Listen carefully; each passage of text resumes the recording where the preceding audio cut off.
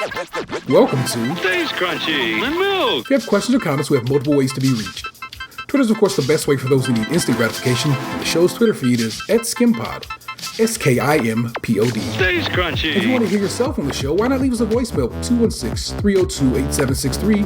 That's 216-302-8POD. Stays For the Crunchy. more patient amongst you, the email address for the show is podcast@stayscrunchyandmilk.com. Crunchy again being spelled with a K.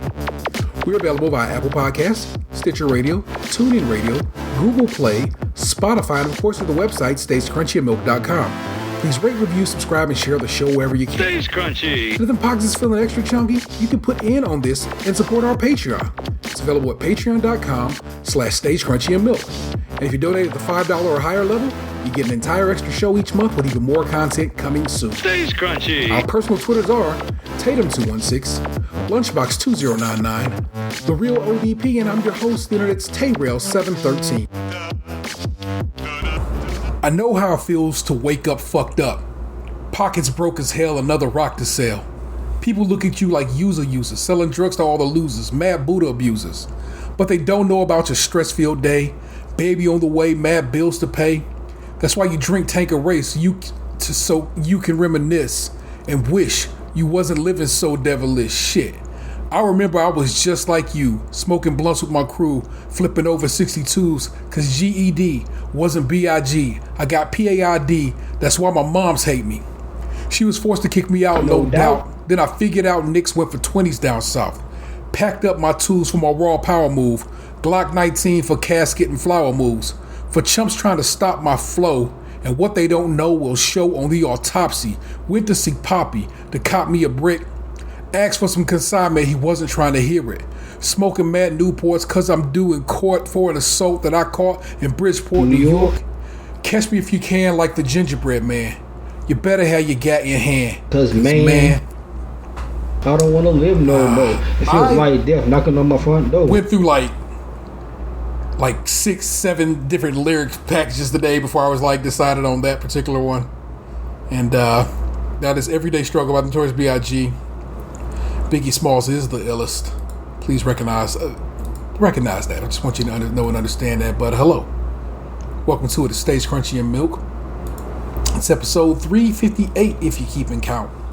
Which is not as gunplay like as 357, but there you go. I am joined by the man of 1,000 nicknames, the artist formerly known as Just Phil Rock, was the 216's own Tatum. I feel nauseous. I'm also linked up with the notorious DAN. What's poppin', little homie? Definitely not popcorn. I have popcorn. I bought actual popcorn, kernels, not no microwave shits. So I got some popcorn in the other room. I'm just saying, microwave popcorn is easy, but maybe that's the problem. We don't give it enough, work. It depends. Like I buy, it's two popcorn brands I buy. One is a sleeper hit. Right. It goes by the name of Cousin Willie's. I ain't even hip. Don't even know where to copy from. That's some Mark shit. There you go. I'm about to say you know where to get it from. I only see it at Mark's. I've only seen it at Mark's. It is delicious and inexpensive.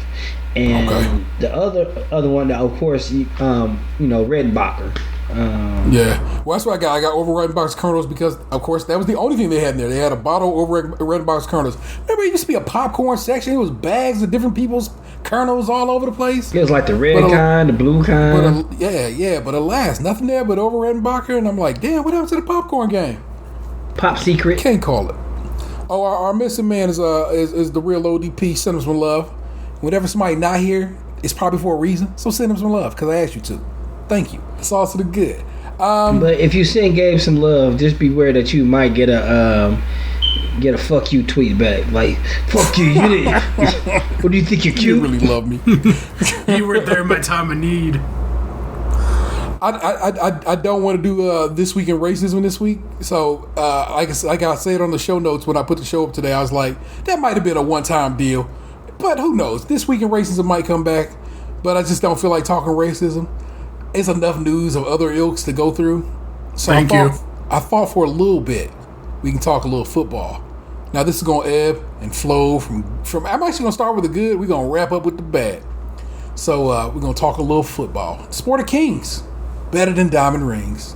Football. Myles Garrett signs a 5-year, $125 million contract extension. This is coming off his rookie deal, going into big money. $100 million guaranteed. Yeah, I know. This is my man who, snatched the helmet off of the Steelers quarterback and swung it at that bitch.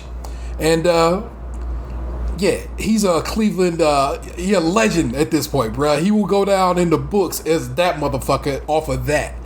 Like, you can add that to the lexicon of Cleveland sports history at this point. You know what I'm saying? It goes up there.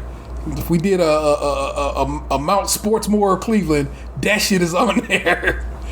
And at that point, he earned everything he ever needed to earn to be considered. I mean, we already love him because he's a pretty good player. You know what I'm saying? No doubt.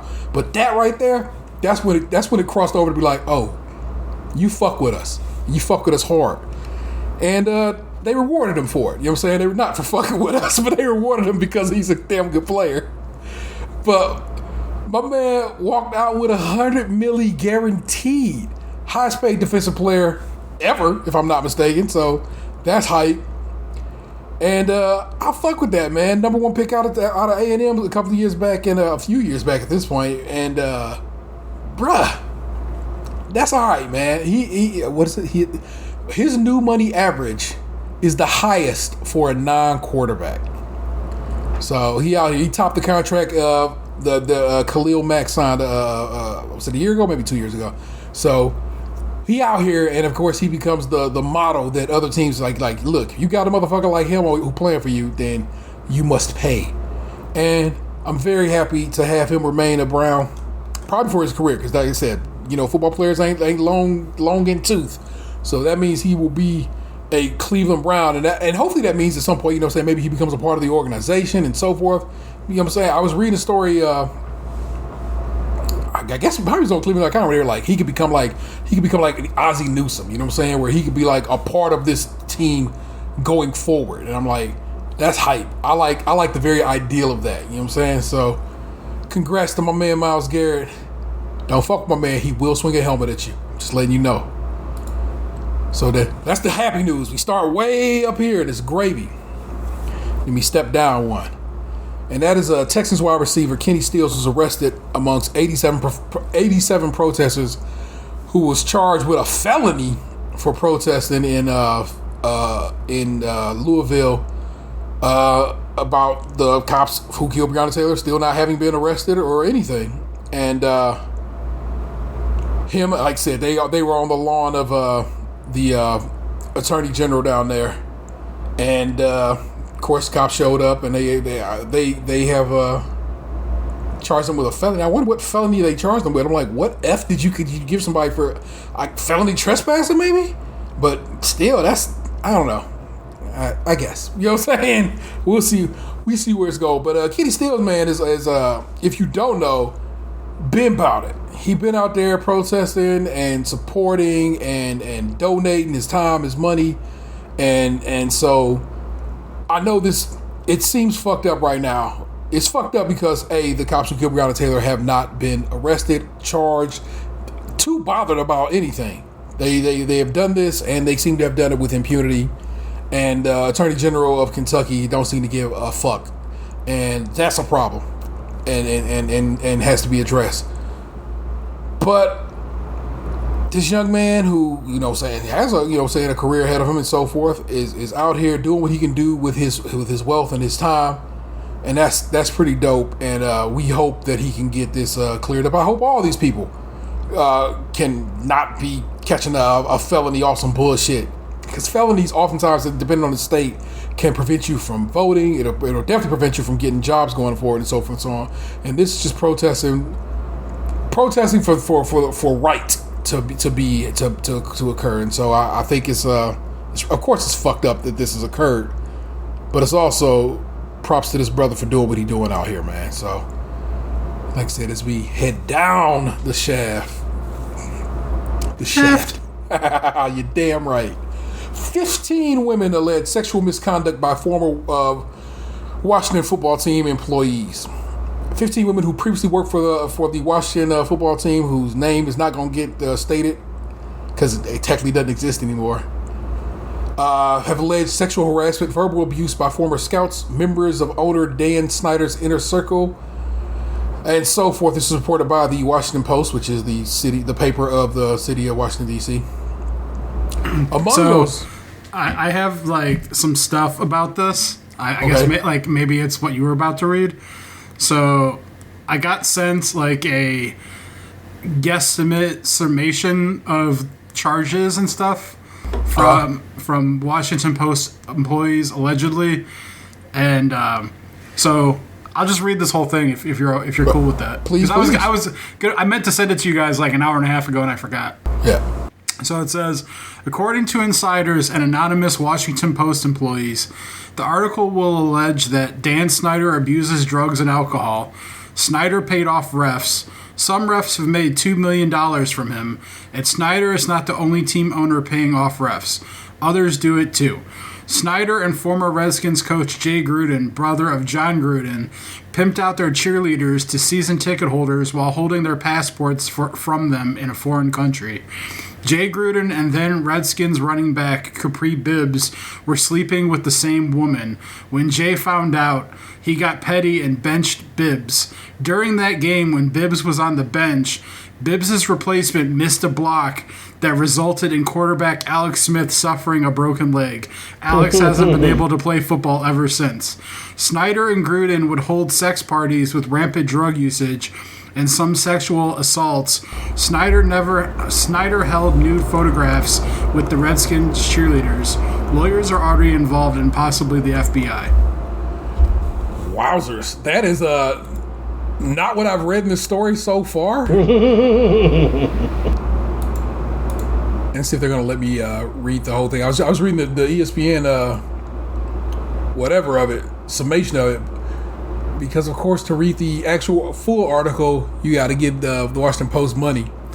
But so far, what is alleged, and we didn't get that deep, like I said, into all of that. It's just an allegation of sexual harassment, toxic workplace culture, which spanned from 2006 to 2019, raised by 15 women, all but one of whom spoke to the Post on the condition of anonymity, with some having signed NDAs with the team.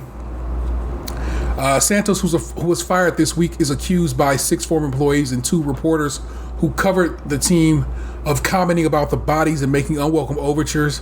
According to the Post, he declined comment. In text messages obtained by the Post, Mann, also fired within the past week, shared with a female employee his conversation with coworkers about whether she had undergone breast enhancement surgery. He also declined comment. Green, who was re-signed in 2018 after it was reported that he had sold access to Washington football team cheerleaders, including attendance at a 2013 calendar photo shoot in Costa Rica. So this is where that bit of the story comes from, Dan. Is named in the Post report for having encouraged members of the sales staff to wear revealing clothing and flirt with suite holders. He declined comment for this Post story. Amy Applegate, the only former Washington female employee named in the Post report, said that Gershman, was verbally abusive toward her over minor workplace issues and also complimented her body. I barely even remember who she is, Gershman, who left the team in 2015, told the Post. I thought the Washington football team was a great place to work. I would apologize to anyone who thought I was verbally abusive. 7 former employees alleged to the Post that Michael, who retired Wednesday, you see how there's been 3 people this week who just got the fuck up out of Dodge, routinely spoke about the physical appearance of female colleagues in sexual and disparaging manner, including a college-age intern in a comment that was caught on a hot mic in 2018. An attorney of Michael declined comment to ESPN, saying there was no statement at this time. The team has hired D.C. attorney Beth Wilkinson of Wilkinson Walsh LLP to review the organization's protocol, including the culture, policies, and allegations of workplace misconduct. Wilkinson confirmed in a statement Thursday. Wilkinson has represented the NFL in a suit challenging the league's Sunday ticket package and also has successfully represented the NCAA, MLB in class action suits. She also assisted the Supreme Court Justice Brett Kavanaugh during his confirmation process and addressing allegations of sexual misconduct. Well, isn't she just a tidy fuck? So this is like the sports equivalent of the glove don't fit, you must have quit? She is a fixer, and which is kind of on some whatever. I can't even call it because the reality of it is we know Brett Kavanaugh was a rapist, but whatever. I guess that don't matter to this woman, because if the money right, I guess she gonna fight. I don't know how you want to flip the Johnny Cochran on that one. There's a lot more to this story, a lot to read about this story. It is in the Washington Post. You will have to give them at least $1 to read the full story, and I ain't want to do that. So I got, like I said, I got the ESPN summation of events, and there you go with that. That was our football tales. That's the beautiful thing about the internet is either you find someone who posts the full article somewhere else, or you'll find another site that'd be like, this site reported this, and this is basically what they said. When Woj come off a suspension, we'll see what happened. Free Woj. What did he get suspended for? He told a senator or congressperson in Missouri, "Fuck you," in an email. So from his work email. Yeah, so he got a couple of days. But fuck that dude. I'm with you, Woj, all the way up. In the time of Rona, let's run through a couple of Rona stories. These are all this is all the same thing, but I find it interesting.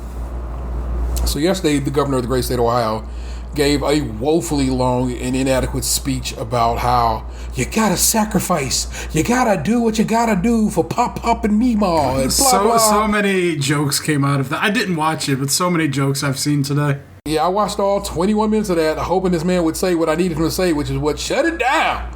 But instead, what he said was, "Come on, guys, wear your mask. Not you're required to wear your mask, but please, baby, wear your mask."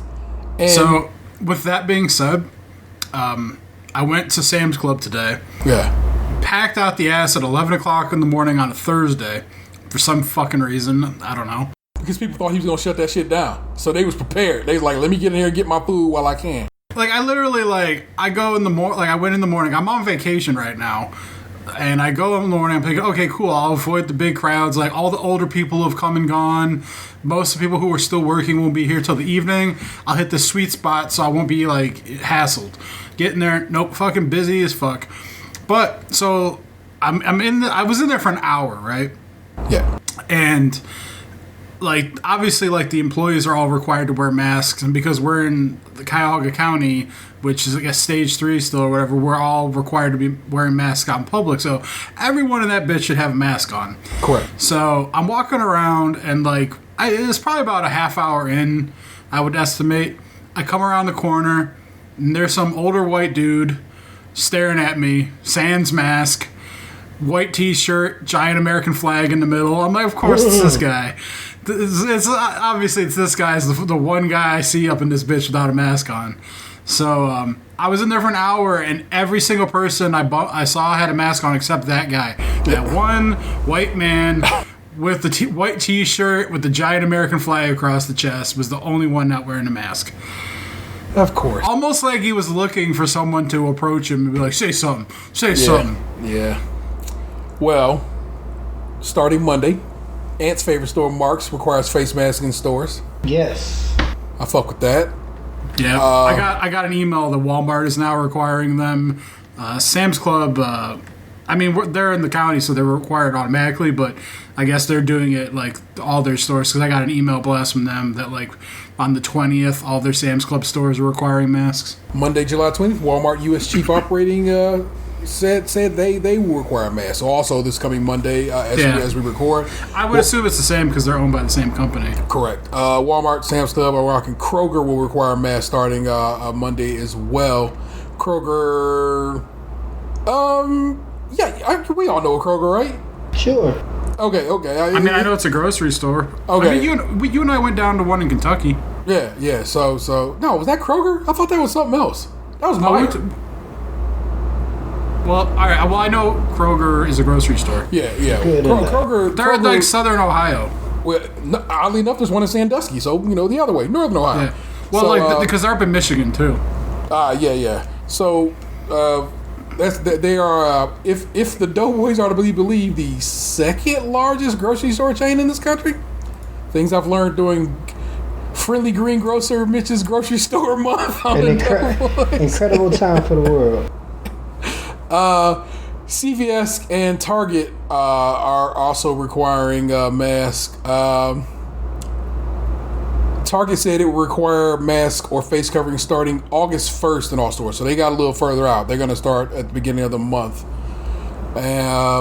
Kohl's is requiring it. I didn't even know Kohl's was... I guess somebody got to go shopping for like school clothes? I don't fucking know.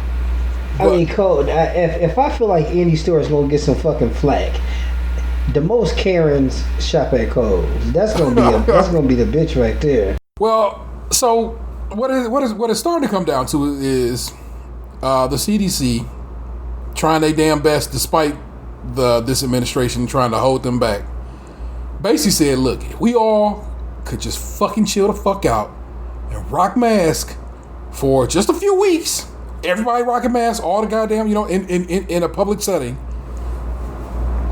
we could pretty much eradicate this disease. It's as simple as just keeping your spit out of motherfuckers' faces. And we do that via masks and social distancing, which we just discussed last week. And because the administration won't do anything about it, and we don't, and these businesses are like, I really don't need you shutting my shit down again. I'm just gonna fucking have to be the big boy here and say, fuck it, don't come to my shop without a mask on.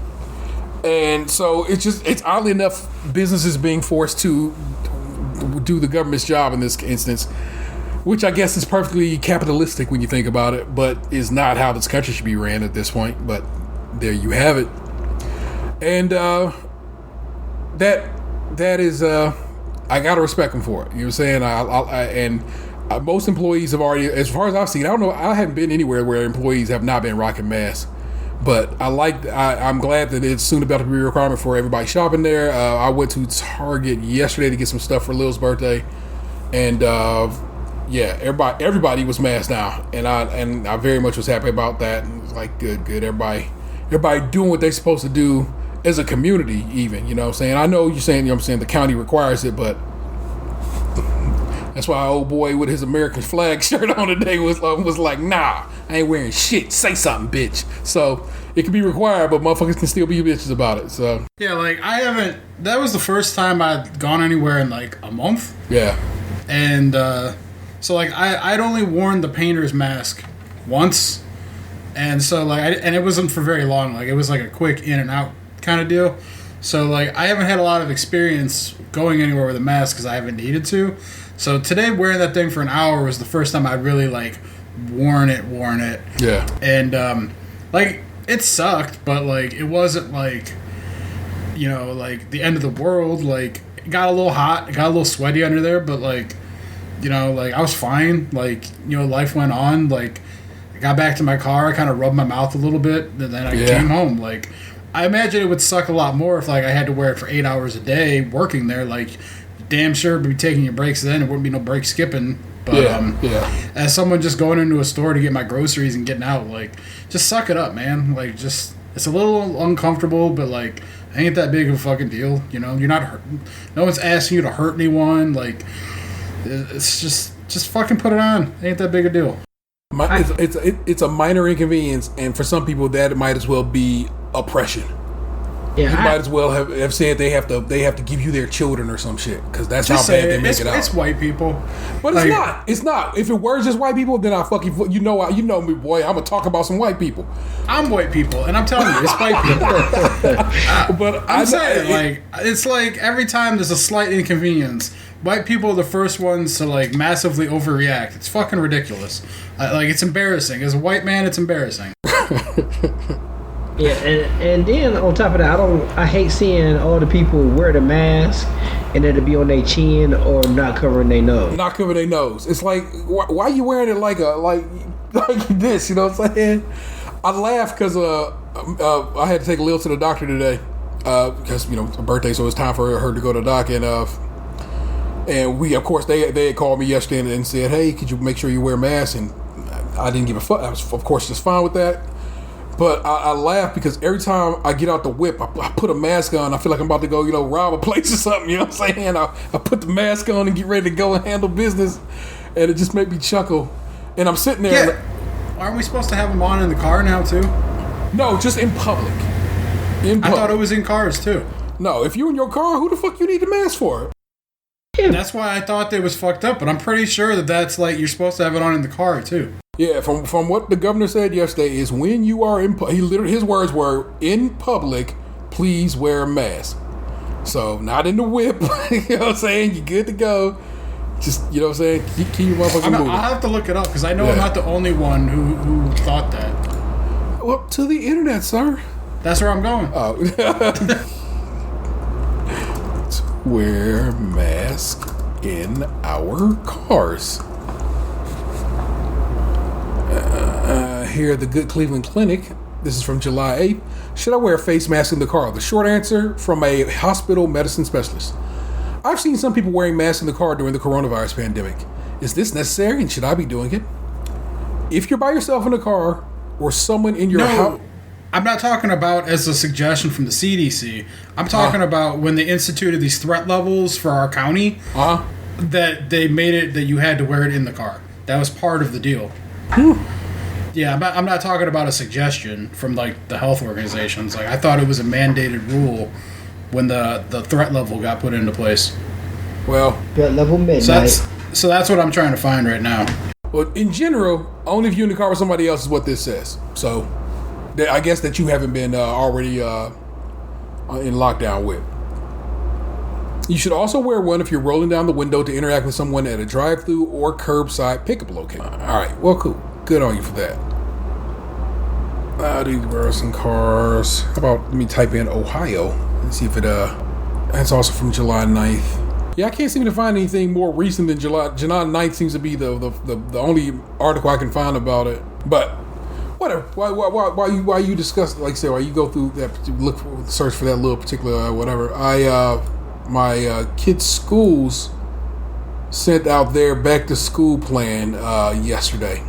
It was via a YouTube video, and using the state's color coding is how they're going to work school out. So if we get down to level 1, school 5 days a week, but mask required, 3 feet distancing, no water fountains, and I think no lockers. At our current level, so let's say we're level 2, 3. School every other day. So how that works is A through K one day, L through Z the other day, and the days that they're not in school, it is online learning. It is back to Zoom classes. So that is currently what is going to happen. If we get up to level 4, then it's all just Zoom classes. But it's Zoom classes, attendance taken every day, literally class to class, like like you'd have to attend school via Zoom classes, which is different than what they did this over the spring situation as we came into summer.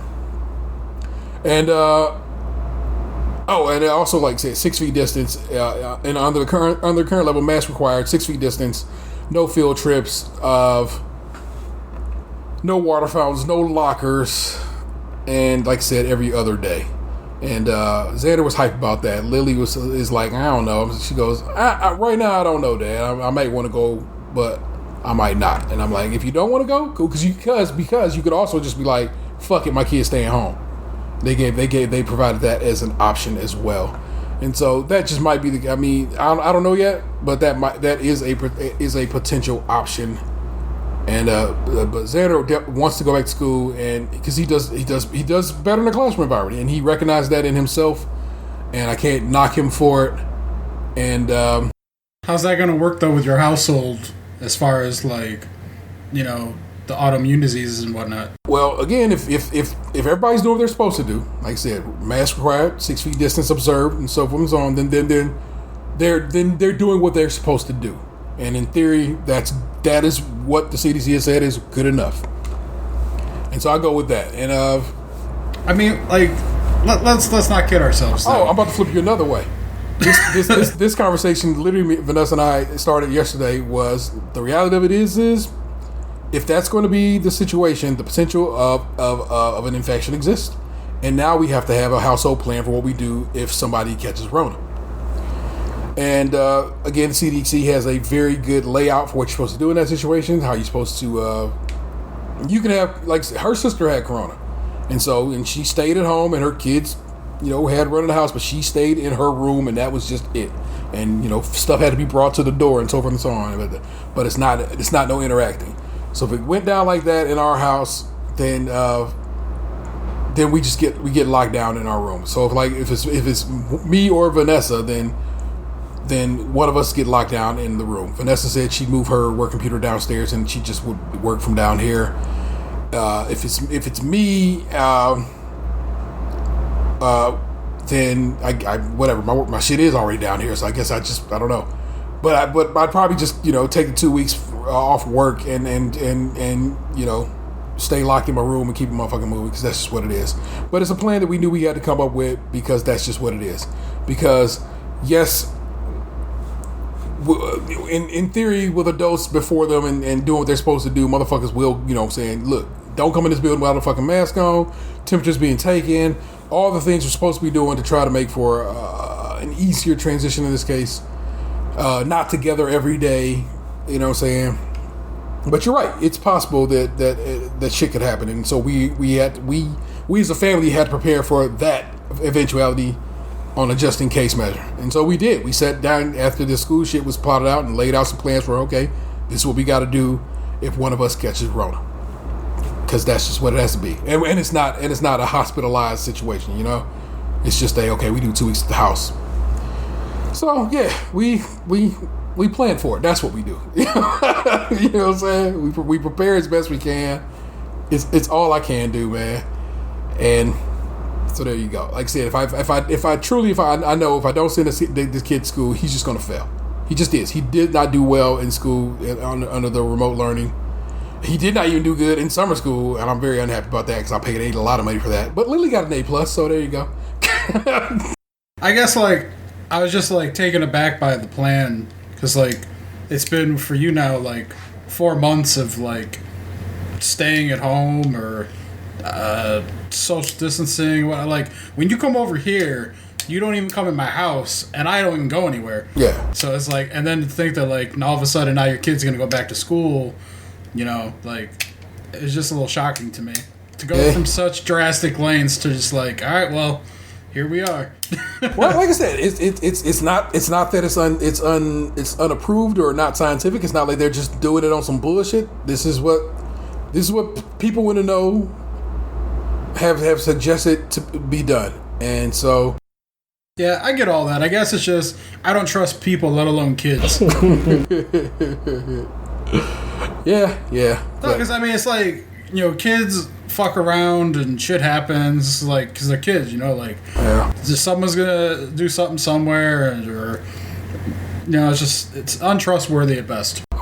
Somebody gonna want a hand job. Somebody gonna want it. Yeah, that's what it's gonna be exactly, because horny ass teenagers just can't help their goddamn selves. Shit, college kids have been fucking having Rona parties and shit. It's I'm supposed to expect high school students to be better than that? Come on now. Can't call it. Apparently Zoomers are who gonna get us through this. So I always have to laugh that is what has become the what and what of it. Have you found anything about this car mask sitch? I couldn't find anything.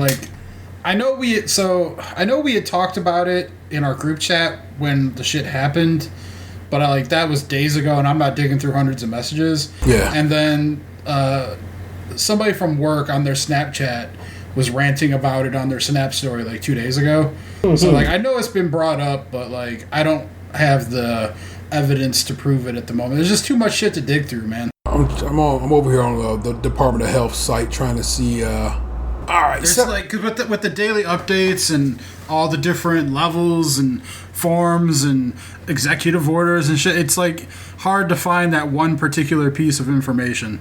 All right, so this particular order is from 7/6. Oh, today. So this is Executive Order 2020-29D. Has not been. It's close out to about 6 feet through Restore 2020. State of emergency declared. See, shit, like, I didn't even know that we had gone to level 4. Threat level midnight. Last I knew, we were in level 3. Yeah, trying to see what the where is and the here is. Can I search PDF? You like Control F a PDF? I don't know. I don't. Can you make the fields editable and then search text that way? Probably not, though, because I think they're if they print them as flat images, I don't think you can. Which they more than likely would, because they would want people to edit the documents. Yeah, literally says this is a scanned PDF and cannot be searched. Would you like to run text character OCRs to search for text? Why, sure. So this is now my computer trying to run this bitch like trying to. Adobe has finished searching the document and no matches for the word automobile, which is what I searched, were found. So I can just try car.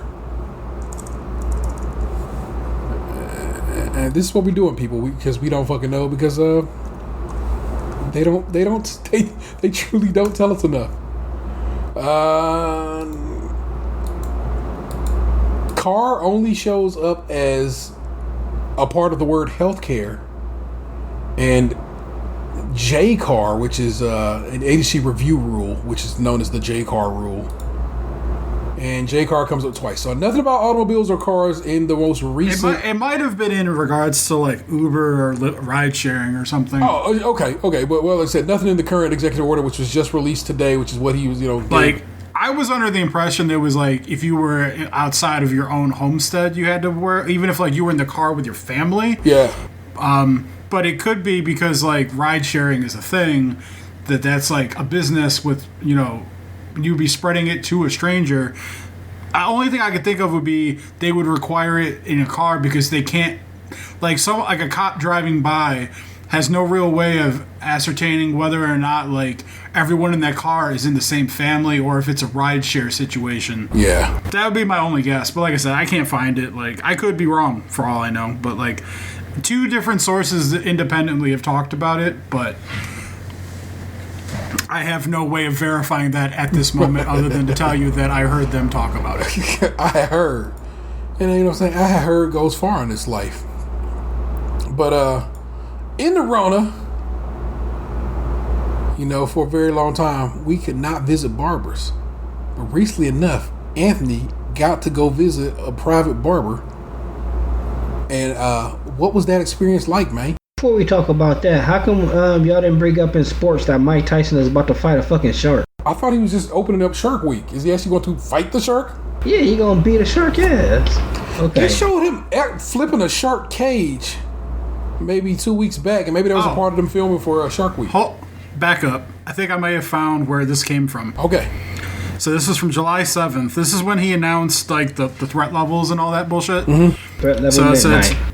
Yeah, today I am announcing that the Ohio Department of Health will issue an order effective 6 p.m. tomorrow that will mandate wearing of face coverings in public in all counties that are designated red level 3. So that's when we were at level 3, which is what I didn't realize we had gone to level 4. Yeah. Because I stopped following this shit like weeks ago when we found out we were working from home permanently and I didn't have to care anymore. I was like, it is what it is. Like, I'm not going anywhere. I work from home now. Like, whatever happens outside the world, that's their business. But it says this order will stay in effect as long as these counties are in red, or if they increase to purple.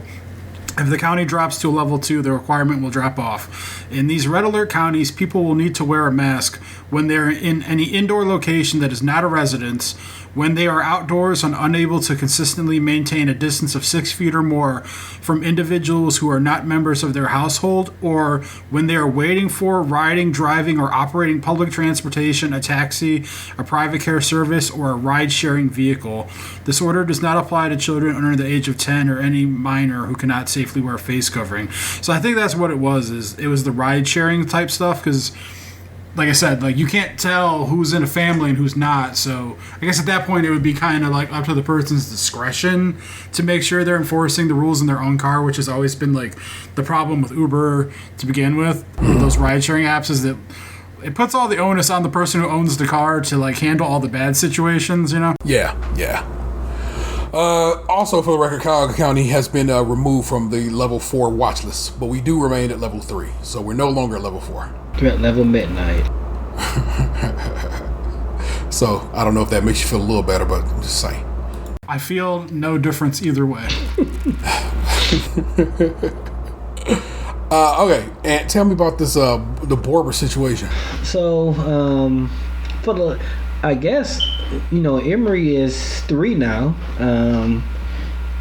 I like the first. That can't be real. Yeah, he's 3. But we've been going to this barber. Well, not me, but the boys have been going there since before Emery was born. Because I think Emery was like maybe like a couple weeks old, and Anthony needed a haircut, and I felt like this guy had a pretty safe environment. It's like his name is Aki. I mean, I don't know if you want to. He probably listens to the show because we talk about the show every time I go there. He's like, "You still do that podcast?" I'm like, "Yeah, I still do." So cool guy, and like his facility is in like this whole like building of beauty salons, and it's like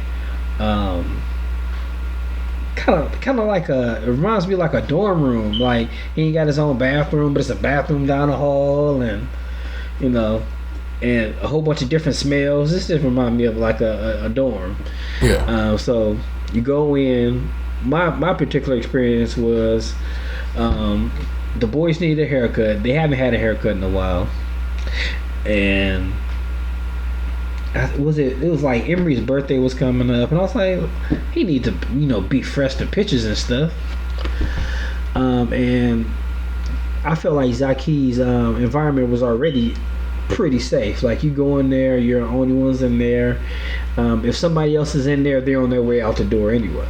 Okay. So it's like a small room. You go in, and when I went in, he was like, okay, everybody before they go in, you wash your hands, of course, in the hallway. Then you come in, he winds your head like, okay. Then you have to sign a waiver saying that like you ain't been around anybody who had corona, you don't have these different symptoms. Mm-hmm. And you sign off on that, and like he wears a mask the whole time, and I was like, I think I might come back here and get my hair cut, because it seemed like a safer environment for the boys, and I was like, he does a pretty good job with their hair. Then I'll take a chance on it, and in a safe environment. Yeah. So I went there next week after the boys got their haircut. This was a few weeks ago now. I come in, I wash my hands, but before I come in, I sign the waiver. He takes my temperature, and I sit down to get my haircut. It was a pretty good experience. He's he's a cool guy. I don't know if I do miss going to my barbershop. It's talking shit and swallowing spit there with it, but it's the new normal. It's a lot of things that you gotta take in consideration now. I don't want to bring nothing home just because I got a haircut. I mean, because at my barbershop, I don't know what the fuck they doing there. I mean, they didn't. Yeah, I didn't use the bathroom in there before. Before Corona. Yeah, so half of the time my barber's probably drunk cutting my hair. I know alcohol. What was that? Africa? They were giving provisions for Hennessy. What country in Africa was doing that? I'm not sure. You want their lunch? What? I I was asked. Never mind. I'll look it up. But it was like I said, it was the safest possible thing. I got a haircut. Like I said, it wasn't a haircut I was used to, but it was, it got some of the hair off my head.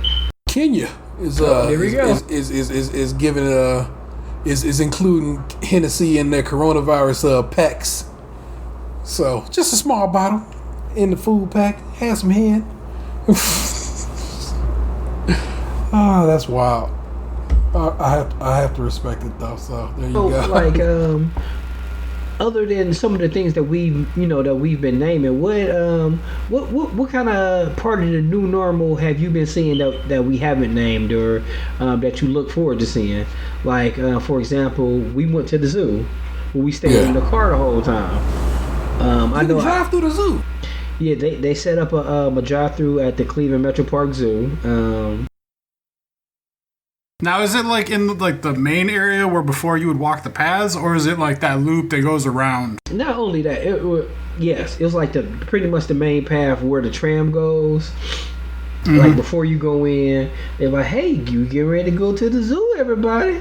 This is a motherfucking eagle on my arm. You see it? And you're gonna see more stuff in there." Yeah. And then, like,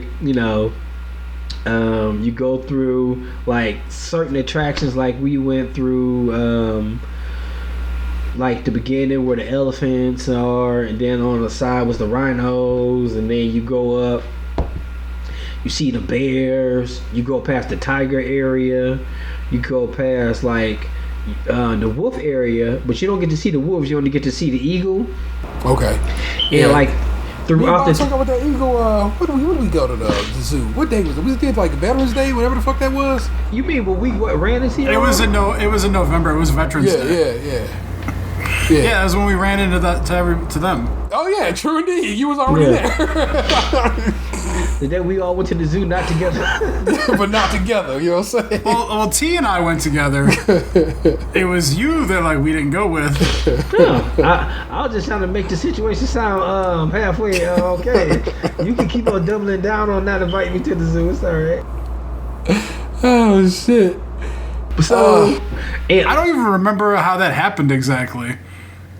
What, no. Like I remember it was like a Monday. We had nothing going on. I think maybe we went. Oh, you know what? I think we went to go play Pokemon Go. So that was in the last like 4 years. Yeah. Yeah, because Emery was born.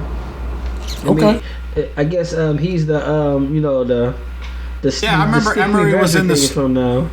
Yeah, Emery was in the stroller, and I remember talking to Anthony about his shoes. Yeah, I was just about to say he had on a pair of Kyrie's.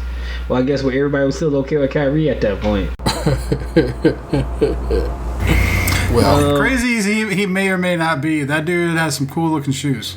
Yes, and they're affordable too, and like they're good shoes.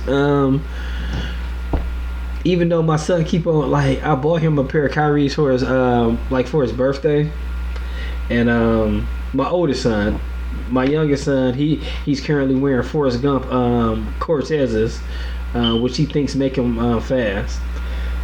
Kids in their things. Was he wearing Uggs in that video you sent last night? Uggs? Probably not. Like, I think he was wearing some. Looked like somebody had on some Ugg boots or something. He was wearing. He was wearing jagged feet slippers. Fuck yeah, he was. The video that Dan is mentioning is T sent us like an Instagram message where it was a whirlpool, and my oldest son was like, "Oh, that's cool." I'm like, "Yeah, that is." And then my youngest son was like, "Not only is that cool, but I'm a whirlpool now." And he wouldn't stop spinning. But then I shot a video, and he stopped spinning, so the video made no sense. But he came out of the camera though. Huh? Yeah, he spin out of the camera frame. But then I had bought them some lightsabers because they're into Star Wars villains, and nobody else is like, well, they the only ones that got swords. I was like, you don't like Han Solo? He's like, nah, Han Solo ain't got a sword. You like Chewbacca? No, he ain't got a sword. So I got these like The same ones that I gave you one years ago. The blow up lightsaber. You still got that? Probably. You talking to me or T? No, this is way before I knew. No, you was around. Yeah, I guess you had other measure stick. This might be like maybe a little bit before I met you. It's like a 2-foot Vader sword. Yeah, it's like a blow up. Yeah. Yours was a lot girthier, but it's pretty much the same thing. And I was like, man, I thought about like, yeah, me and you had one of those, and it was like a party supply thing. It was only like $2 at Target back then, and like ours actually glowed and stuff. These don't do that. Yeah. But man, they be slapping the shit out of each other with them swords. I'm like, ah. I saw how hard Junior was swinging that bitch. I was like, that was Emery. That wasn't Junior. That was him. Get the fuck out of here. Yeah. I'm going to look at this video right now if I can. Yeah, that's how big Emery is. That was Emery. That was not Junior. I don't even know if I can rewatch the video. You can see it again. I'm about to say, I don't think I can replay the video. God damn. Well, that child one has gotten too big too fast and was swinging like he's about to crack the wall open. Because it was two different videos. That's why I thought it was like I thought the spinning was Emery and the swinging the lightsaber. Yeah, that other one was Emery, and I mean I know everybody's like you know, different months and all that kind of stuff. Like, well, as soon as Emery turned 3, like he was already like you know, talking and doing all that type of shit. But he you know, you got to take your kids to the doctor, just like, you know, T was just saying about his daughter. When Emery turned 3, like, do he do this? I'm like, yeah, he do this. What you talking about? Does he hold a whole conversation? Yes, we hold a whole conversation. Can he jump and turn in a circle? Yes, he could jump and turn in a circle. And then like Emery was like, I'm like, fuck, this kid's going pro. And so yeah, but what's his vert? I don't know. Emery can do a lot of stuff, but running is not his strong suit. I'm always afraid he gonna fall, but he rarely falls. Does he run by swinging his arms around like a helicopter? No, he runs. It's like you're doing the windmill stretches in gym class, you know? No, he runs like he got 2 shoes tied together, but it's just a long shoelaces. I'm like, you gonna fall, you gonna hit that ground. But yeah, that's what they were doing in the video, hitting each other with lightsabers. I recently we've been working from home, and we've recently found out that we're not going back to work. You guys didn't talk about this on the show, did you? We did, but fuck it, who cares? They haven't heard your perspective on this. And I was just like, the desk that I had upstairs, it was just like, it was an okay setup. It was nice, but it was like way too small, and like I could fit my stuff on there, but at the same time, it wasn't really, it wasn't working. So I had bought like stuff to make my desk more comfortable, and I did all that shit, and then I guess I really didn't even need it. I had bought some stuff that T suggested, and that shit just didn't work. And it was pretty much because of the cable I have. But it turns out I got pretty good Wi-Fi, and it's been working. And like you know, the boys, we spent majority of the day downstairs in my new work location. They get to play and watch TV all day and not, you know, keep on saying, what y'all doing? So it's been working out so far. It's pretty nice down here. It's quiet. I do constantly have Legos under my desk, but other than that, it's been pretty good. Yeah, I think I've been on vacation this week, so I haven't done any actual work since last Friday, but I took some time yesterday, and I brought my computer desk upstairs from the basement, and I bought a computer chair last week, and I put it together the other day, and set up a little corner over here in the living room so that I can have a more professional, more comfortable working environment. So now I'm sitting at a desk that's actually above my knees in a chair that's like proper height. So I'm interested to see what it's like when I go back to work on Monday, like how comfortable I am. Like I thought about turning the one bedroom into the office, but I just didn't want to like confine myself to a tiny space when I didn't need to. Yeah. So I think like this setup's going to be good here. I'm looking forward to it. So this is the desk. I'm putting it in chat. This is the desk I am hoping is the desk I get for my eventual office situation. Which chat you putting it into? Skype chat. Okay. So the reason I want this particular desk is because it is L shaped, like Box and I discussed last week on the show. But also it's got a basically a monitor riser, so I can put two monitors on the riser, and then the desk situation is otherwise clear, but it also has you can have electricity running to the desk itself.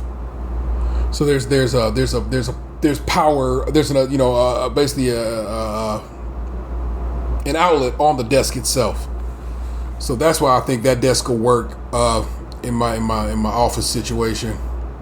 So and I'm okay with the price. I mean if I can get a desk that did all that for less, I probably would buy that, but I think that'll do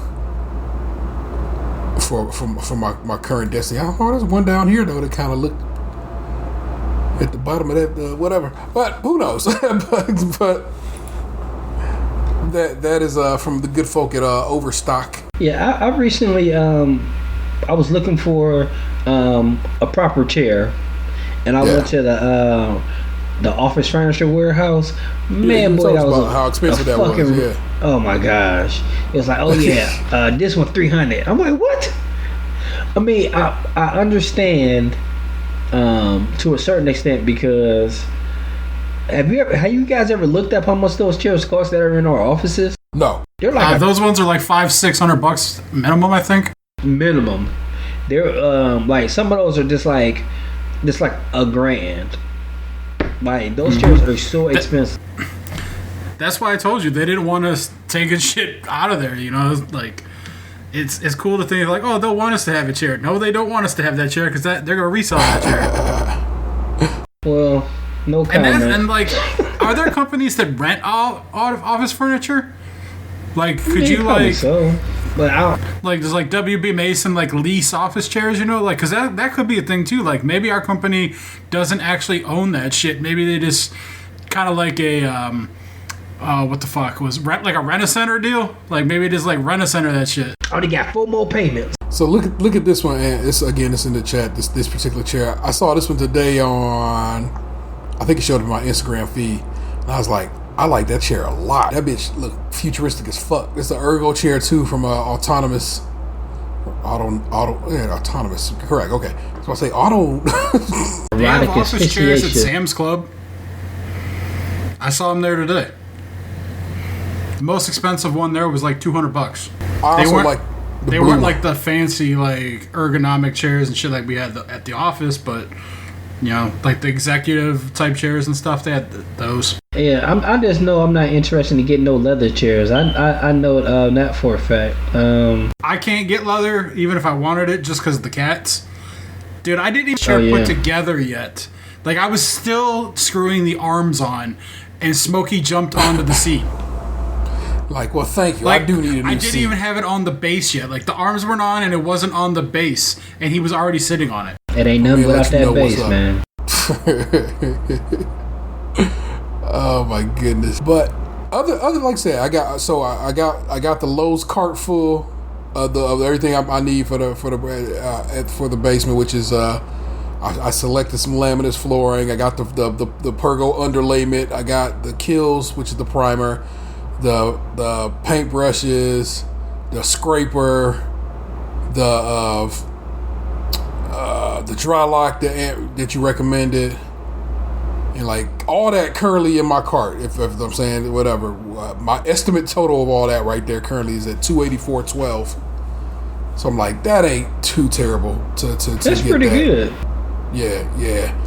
So I've been reading and watching. Forgive me, a bunch of YouTube videos about installing laminate flooring, and the one recommendation that this dude was like, this is something I don't see in a lot of videos, but so let me put you on to this right now. Is that take your laminate to the room you're gonna have it in and let it marinate in that room for a few days so it gets acclimated to the room's levels of humidity and the light. And I'm like, yeah, you're right. I have not seen anyone else say that, and thank you for that particular tip. So I am at some point tomorrow. I'm gonna take the car to the dealer to get its maintenance done. So oil check and all that shit. I'm actually gonna have them detail that bitch too. I'm gonna have them clean the fuck out that car. I'm like, go ahead and give me a good Roger and clean the fuck out this car for me. And and then after that, I'm probably just gonna go swing by Lowe's and around my way and hopefully pick all this stuff up and get the just get it started. You know what I'm saying? Get the room scraped down and swept up and let me add a push broom to this damn cart because I said I wanted to get a nice decent push broom for the basement. I'm trying to think of what's the name of that one broom. I'll see if I can find it. It's like a Rubbermaid broom. Cause push brooms are good, but this one it's like a hard bristle cleaning broom. This is like a regular broom, but it was like I forgot. It was like a Rubbermaid broom. Sam's I was Club looking at. sells a push broom plus regular ass broom combo for like $20 or something like that. There's a couple of Rubbermaids on this thing. This has nothing to do with anything, and you, the listener, don't care about my broom selection. But I'm just saying, your man's is out here. They got a $10 quickie bulldozer. Fiber. Yeah, that is it. Oh, well, there you go. 60-inch powder-coated steel handle. Combination of stiff inner bristles and soft outer fiber in an 18-inch heavy-duty resin block. Isn't it amazing that this is where we're at in our lives, that like we actually at this moment care enough about a broom to research different brooms? Yeah, then I yelled about it like, yeah, that's the fucking broom. But that's how we roll. We are not people who just like we don't just because we ain't trying to waste this little money we got. I know, but like I'm saying, like think about like when you're younger, you're like, it's a broom, the dirt gets moved, who gives a shit? But now you're like, well, hold on, like what's the grip like? Like, are the bristles soft or are they coarse? Like, how long is the handle? Like, these are all factors that we now consider. This motherfucker got 180 reviews, 121 of them are 5-star. Think about it, like what's the bristle count? You know, like a sheet. You know, it's like, oh, it's 600 threads. Like, how many bristles are on this bitch? Is it leaving any soldiers behind, or is it getting all the dirt in one push? Hold on, let's see what this said. Let's take a look at the 1-star reviews of the Quickie Bulldozer 18-inch poly fiber brush broom. Wasted money on this twice.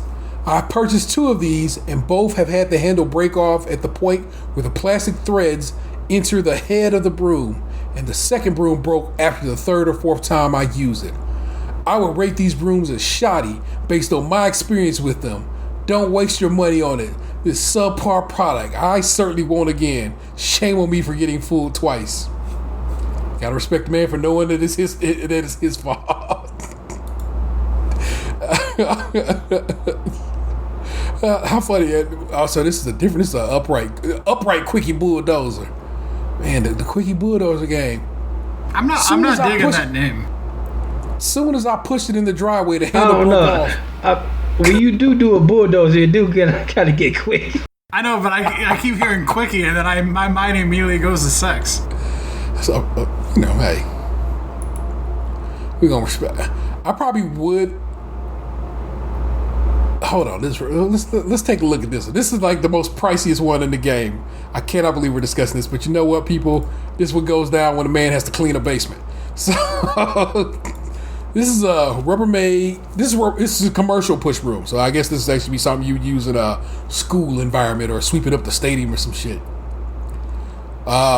43 reviews, all I said. So not way less reviews, but 33 of the 43 are 5-star. But as always, we go straight to the bottom. I don't know if what's your methodology for me? I always go look at the bottom because Oftentimes, the people down at the bottom, this has one star review. Most of the time, people at the bottom, either they got a legitimate gripe or they talking shit about something. Like, fuck Amazon for not delivering this fast enough. I usually go to right in the middle. I don't go to 5 because it's like, this one is paid for. I don't go never to 4. trust 5 because enthusiasm. I usually go to 3. I go right in the middle because they usually got like the longer paragraphs. They usually be like, or like 4s and 3s is like usually the most truthful ones.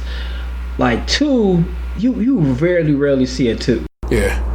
So a 2 almost seems it's disrespectful, don't it? It's like, what the fuck a 2, bro? What is that? What are you even telling me there? I mean, they a just 2's like honest, it bro, works, but it doesn't do what I thought it was gonna do. Like that's a 2. So there's one star review for this. The 1 star review says, broke the first day of use. Swept my driveway with no issues. After that, I went to the back porch. After about 3 or 4 pushes, the shaft snapped in half. That's the lone 1 star review. There are no 2 star reviews. That sounds painful. There is shaft snapping in half. Right angled their penis. There is a single 3-star review. Push broom. That's the name of this review. Bristles are very stiff, and because of that, it does not sweep fine dirt very well. That's information you want. Yeah. Like the man Ant just said. And there are 8 4-star reviews, and the broom works well on rough and smooth surfaces. I cleaned my back patio. Great deal.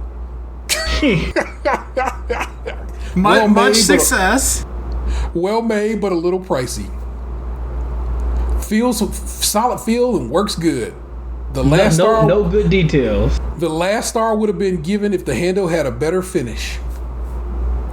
So, there you go. It's spec due to that's a Rubbermaid. So, okay. There's no reviews on this particular Craftsman brush, so that'll get no love from your boy.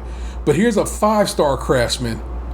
That bitch reviewed at 5-star. All the other ones had like 4.5. This motherfucker got 110 reviews. 93 of them are 5, 13 4, 2 3, no 2s, again, because 2 is some bullshit, and 2 1-star reviews. And I bet you the 1-star review is I snapped that bitch in half, and I'm starting to question these motherfuckers, are they just brute forcing this shit? Yeah, it's just like you hear about those dudes that jack off too hard. It's just like, come on, man.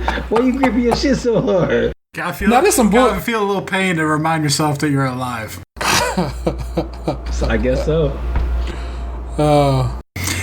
Are you at the point though where like you could just convince yourself to buy a Roomba? No. Roombas cost too fucking much.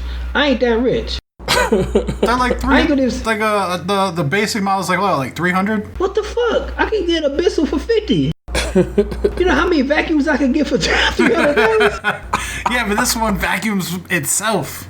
Man, I'm not trying to buy. I bought my kids a Power Wheels. We don't need a little round one around the house. All right, the base Roomba is $250. See? Oh, wait a minute. There's one lower, $244. Bam. Which is basically $250. So there are other brands that are way less than that. But top of the line Roomba, $900. Yeah, that one vacuums and gives you a hand job. I don't want a hand job that bad. That bitch is chromed out, Wi-Fi connected, smart mapping, powerful suction. Works with Alexa. It should have like a fucking speaker on it so that you could Bluetooth music into it, so it just plays music like while it's sweeping behind you. That is the iRobot Roomba S9 robot vacuum, Wi-Fi connected, smart mapping, powerful suction, works with Alexa, ideal for pet hair, works with Clean Base. So I thought that, like, kind of the point of like a Roomba's like you not there. Like, so it's supposed to be like, cleaning while you not in the space. So having like with a Bluetooth is just like, I mean, I guess more people are working from home now. Like, oh, okay, Bluetooth speaker, go and play that Lady Day. I got a Google Home speaker, but I keep the mic turned off because I don't need the man listening to me. So. because my phone already listened enough. We was talking about towels. Promise you, I ain't look up shit yet. And then Target sent me an email. Hey man, don't you want some towels? I'm like, how you know, Target? I ain't looked that up yet. I was just having a conversation with my mans about that shit. One of the things that that's funny is the boys be like, Alexa, what is Optimus Prime? I'm like, okay. Did I show you that new Prime? Huh? Did I show you that new Optimus Prime I got? You didn't show it to me. You talked about it. I'll get it just so I can show it to you. We'll banter while you leave. One of the all right, he wasn't going that long. He back now. It was like just out of arm's reach. What's up? I said it was like just out of arm's reach. Yeah, it was behind me because it was on the table earlier. Vanessa wanted me to clean the table. God damn it! What? Nothing. It don't matter now. Sorry, man. I ordered that. I'll be right back. You know what? It's upstairs. I guess I just get to keep one.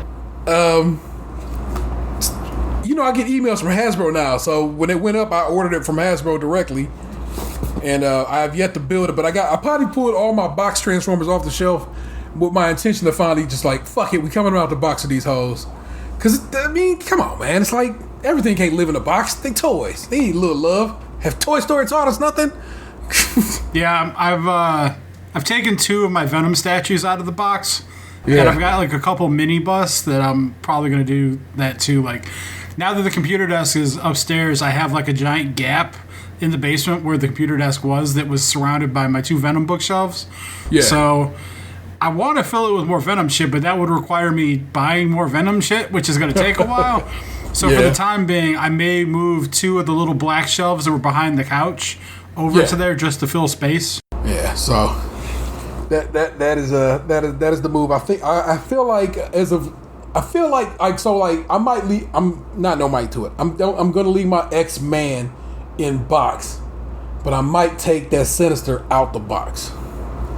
And I feel like it's just like, I don't know, man. It's like I'm never going to sell them. So the notion of them saying being like, you should keep them in box because you're going to sell them. Well, that's bullshit. You know what I'm saying? I was sharing with Anthony the other day that I got a Frank Ocean record that I mean it's not meant because I play it enough, but that shit meant goes for like is being offered. Not to say it has sold for this much, but it's being offered for like $3,000. And even a very good version of it is several $100s. And I'm like, well, I'm not selling my Frank Ocean record, so what the fuck? Why I care? That's why I finally might open that Watch the Throne, and because like I ain't selling that shit. I'm not. Well, it's the same reason that you and I opened that bottle of bourbon. Yeah, it's like this life is short, bro. Can't just have everything contained in a box. It's like, come on, just let that bitch breathe. Some of the things though, like bitch like an action figure, sometimes the packaging for me is like part of the thing. So it's like some action figures like I don't want to open just because the packaging is part of the item to me. Like I'm not gonna play with the action figures, you know. Yeah. But like these statues and stuff, like I showed you the picture of the statue that I bought the other day and put together. Yeah. Like I could leave that in the box, but that's not why I bought it, you know. Like I want that displayed. Like I don't know where the fuck I'm gonna put it right now, but like it's out of the box, it's assembled, like it's gonna stay out of the box. Now I kept the box obviously because the box is like a piece of artwork in itself. I don't know where I'm gonna store it at. But for now, like the box is in the room down there, like by the statue. It's I follow this lady on YouTube and Twitter and like Lana Pierce. She used to work at IGN. She works for Funhouse now, and she got a Batman statue a couple weeks back that she put together. That bitch is so big. It's like she ended up doing an unboxing of it, but it's like it's massive in a way that you're like, I can't believe they even make shit like this. Oh, dude, I've been looking at 2 Sideshow collectibles. Has this Venom life-size bust that I saw it at Universal Studios when I was there. They have it on their website for $1,200, and it's like I want it, but I don't want to pay $1,200. And then they have a statue coming out in springtime of next year of Venom versus Spider-Man. And there's like a special collector's variant. So it's like the regular version is $680. The collector's variant $700. And it's like, I want this statue, but I'm like, man, I don't know if I'm willing to pay $700 for a statue. So far, the highest I've gone is $230 for a statue. And it's like, it's like the resin shit with the snap-on pieces and stuff. Like, it's not like the fancy statues, but it's like, God damn, I want this thing. But I'm like, $700, man. I could pay off $700 more of my mortgage, you know? It's like, fuck. I hear you. Like I said, this Batman statue was that I sent you a YouTube link in the chat if you want to look at it later. It's $1,200 Batman statue, and when you see it, you're like, yeah, that's $1,200 worth of statue. Yeah, I followed this dude on Instagram. I think I showed him to Anthony, and he just has his whole. I'll pull up the profile and send it to you too. He just has statues. It's like he decked out his whole basement to just have that kind of stuff on it. And I'm like, where does this guy get this money for? Because, like, I'd want a lot of this shit, but it's just like, I know how much some of that stuff costs. And, like, that dude's got to be shelling out thousands of dollars for that stuff. So, I know me and T have been on this kick lately. But all the restoration videos I've been watching on YouTube. Yeah. It has been so satisfying. It's been a weird thing during quarantine to find things like that. You know what I'm saying? Find things that like ultimately entertain you in a way that you're like, huh, would have never thought to watch this at other time. One channel where a couple took a couple shipping containers and they're like making it into a home themselves out in Texas. It was called Life Uncontained. And then I started watching Puns are lazy writing. Hey man, they're getting thousands of views, so big ups to them. And then I watched some of the Small House Big Living channel that Anthony was been on for years now. And then I found one channel a couple weeks ago, popped up in my recommended, that I started watching a little bit. It was like mod. He merged like modern and like renovations together somehow. I forget the way he spliced it, but his had some videos, I guess, that had some success where he like created like a giant Game of Thrones like bedspread for his condo and shit. But then recently, I guess he dropped like a couple $100,000 on some building in Chicago somewhere. It was like a woodworking shop that had like livable quarters upstairs. So he like is working on like gutting the building so that he can redo the flooring and remake it all so that he could turn it into his own woodworking shop and then live in the upstairs. So like each video has been like, here, we ripped out the subflooring here, or we ripped out this toilet here, and here, like they did one video, it was like where they redid the roof. And so it's like I watched some of these things, like just trying to pick up on the process. Nice. What was you saying about the restoration videos, Ant, before I so needlessly interrupted you? I'm sorry. Oh, I didn't feel like you interrupted me, but I guess it's just been, like you said, like a breath of fresh air. Like I still watch when I really try to get in the zone, I still watch, like I still have Forensic Files to fall back on, but it was just, I know like a couple months ago, I had seen like a restoration video where a guy had took like a rusty ass knife and fixed it up, and I sent it to you. You was like, oh yeah, I already follow this. And then one day I came back up in my YouTube feed, and man, I just watched that shit like for the rest of the day. Like the wash machine? I haven't seen that. Yeah, that was just interesting because he ended up he tried to clean it. I think he was trying to show a process. Again, these videos they have no speaking, and anything subtitles is in Japanese, so I can never tell you what the fuck is really happening. But he washed. It's an American one too. I sent you. Oh shit! I have to look at that one. He washed the wash machine with chemicals first, basically OxyClean, and showed how clean it got. And was like, you're like, okay, but then he like, let me show you what I can do. Took that bitch apart, hit it with a pressure washer, change your fucking life, bro. It make you want to go. One, make you want to clean your wash machine because it's like, damn, my wash machine is dirty. But two, pressure washer, man, respect. What else I've been watching on YouTube has been Marble League Racing. And I've heard I'm about not lying that. to you, bruh. It is more entertaining than it has any fucking right to be. I initially saw a video on Twitter, like early in quarantine, where it basically showed marbles racing through a bunch of like a mud track, like a dirt track marble race, and I was like, God damn! I saw that video too. Well, as it turns out, this guy has a whole channel dedicated to this shit, right? And it's like, okay, this is pretty good. It's pretty good. But then John Oliver from Last Week Tonight got hip to it. And what it is right when the dude was like, yo, man, I truly is getting a little tight, you know what I'm saying, for me. And I don't know if I'm going to be able to keep doing this. And John Oliver was like, fuck that. Going forward, I sponsor your shit. So everything is now... Marble League Racing is sponsored by John Oliver, and last week tonight, and so right now it is their Summer Olympics version of the games, or their summer games, and so twice a week I think they put up a video, and the video was another event, and today's video was the hurdles. And at this point, I have a marble I'm rooting for, which I know sounds weird, but it just is what it is. I have a marble that I fucking root for. Man, you over here feeding to play the ponies? It's just so. It shouldn't be as fun as it is, but it really is. The sheen on that one just speaks to me. It really, bruh. Me and Vanessa started watching videos of how the fuck they make marbles after that. After watching this, I was like, how the fuck do you even make marbles? Because I didn't know. And we came across a couple of videos, and like, in some situations, marbles are handcrafted. Motherfuckers putting in work, doing all kinds of glass blowing and twisting and shit like that.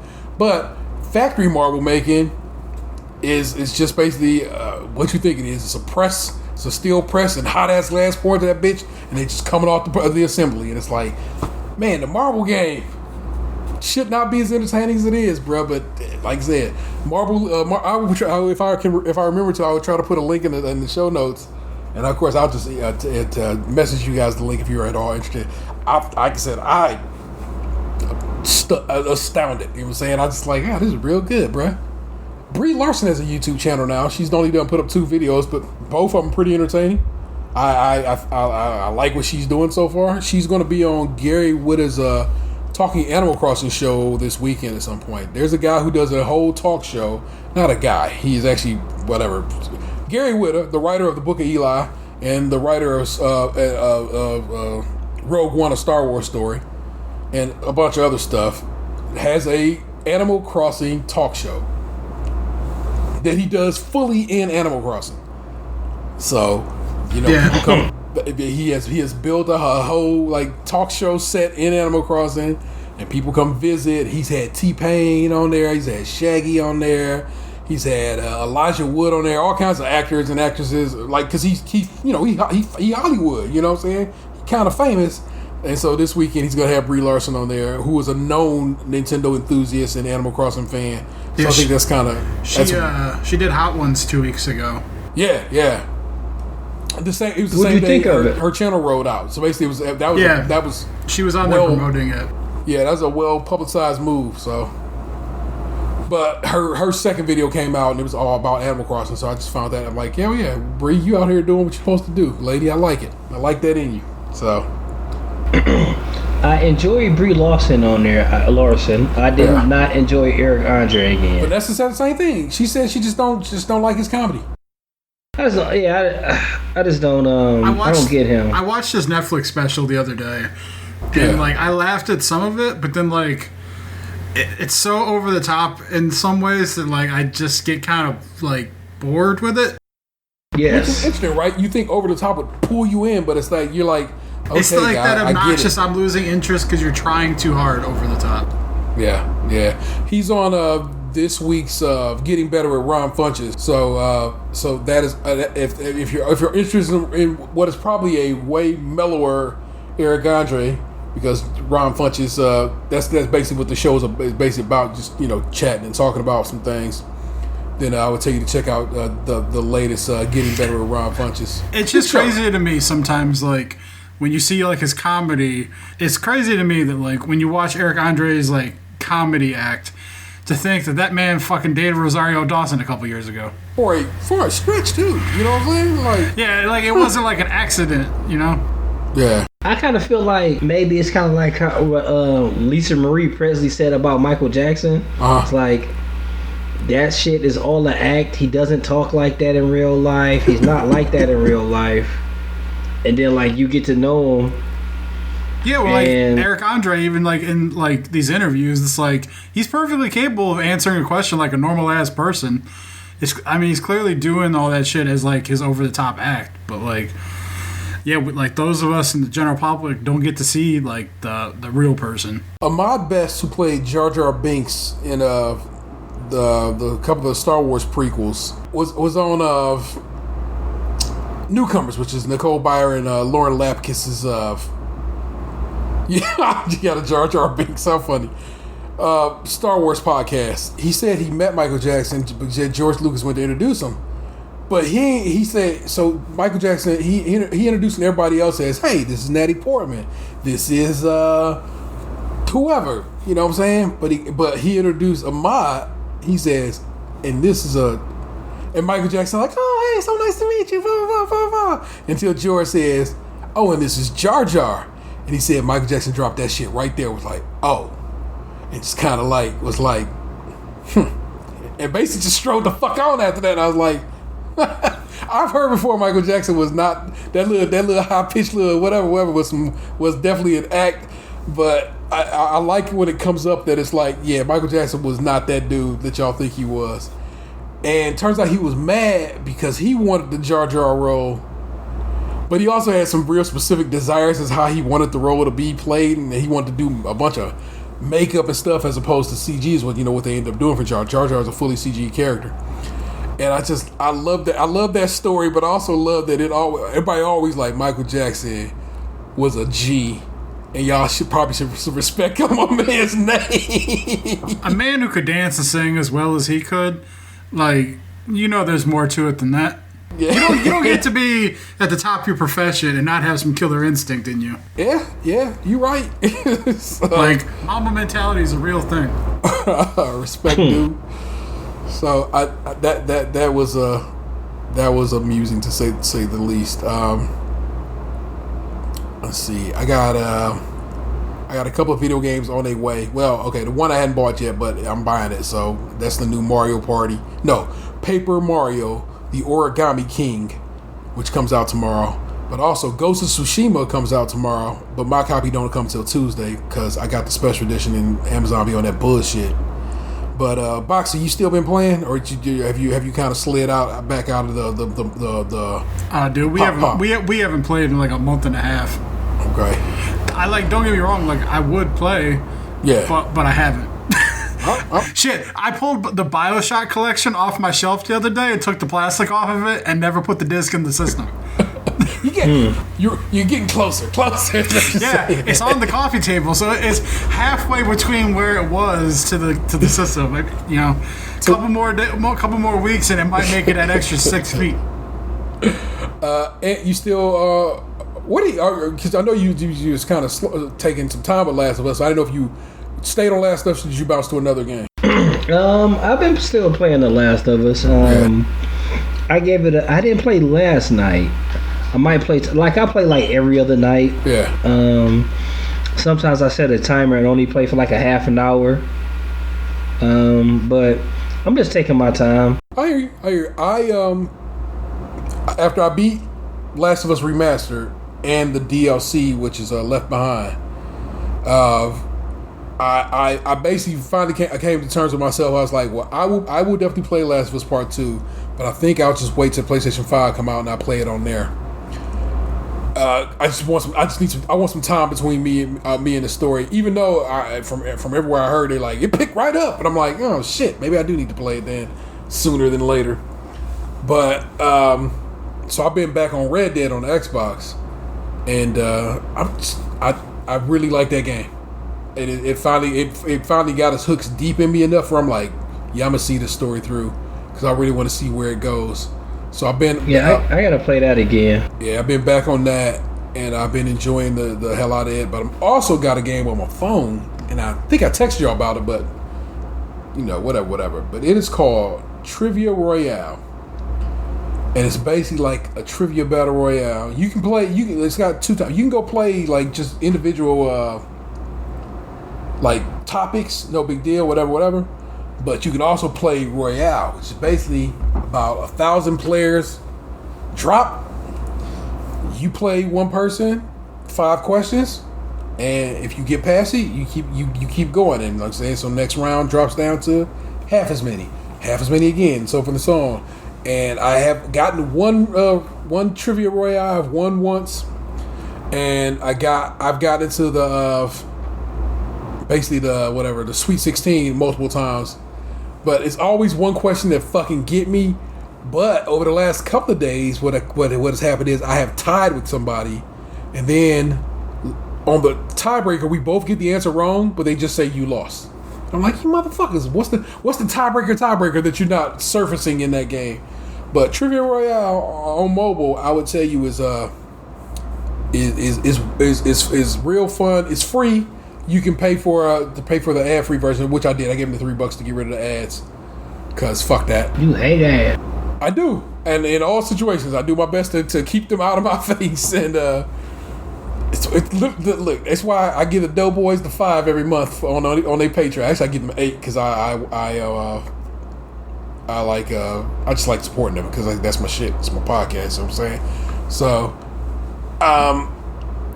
but I would tell you if you're at all into trivia, I really am. I dig some fun trivia. That I like that game a lot, and I hadn't played it. I hadn't played just topics in a while. I've just been playing the Royale mode, but it lets you know who's like number 1 in your area. I was number 1 in my neck of the woods in the games category, and I remain number 1 in my neck of the woods in the games category currently. So I think that's kind of dope. But like I said, I've said it multiple times now. Trivia Royale on your phone, I think it's pretty dope. I would tell you to get down on that. Let's see, push rooms. And also talking about games. Did y'all see this Lego NES set? No, I did. Yeah, it got announced the other day. It is honestly one of the most beautiful Lego sets I've ever seen ever. It releases on the 1st of August, and it is one of those things where it's like, yes. I was willing to pay the rumored price, and then when it came out $70 less than that, I was like, even better. And so I'm definitely buying it, and I'm super excited to get it. And it's like, it is an NES with not working, but working in the fact that like you actually can build a cartridge, and it goes into the system and drops down like an actual NES. It has the set also comes with like a Lego TV, and the way you build the Lego is it has a crank on the side of it, and you crank it and the screen moves, and Mario runs and jumps over various obstacles on the TV. And it's like I said, it's probably one of the finest Lego sets I've ever seen.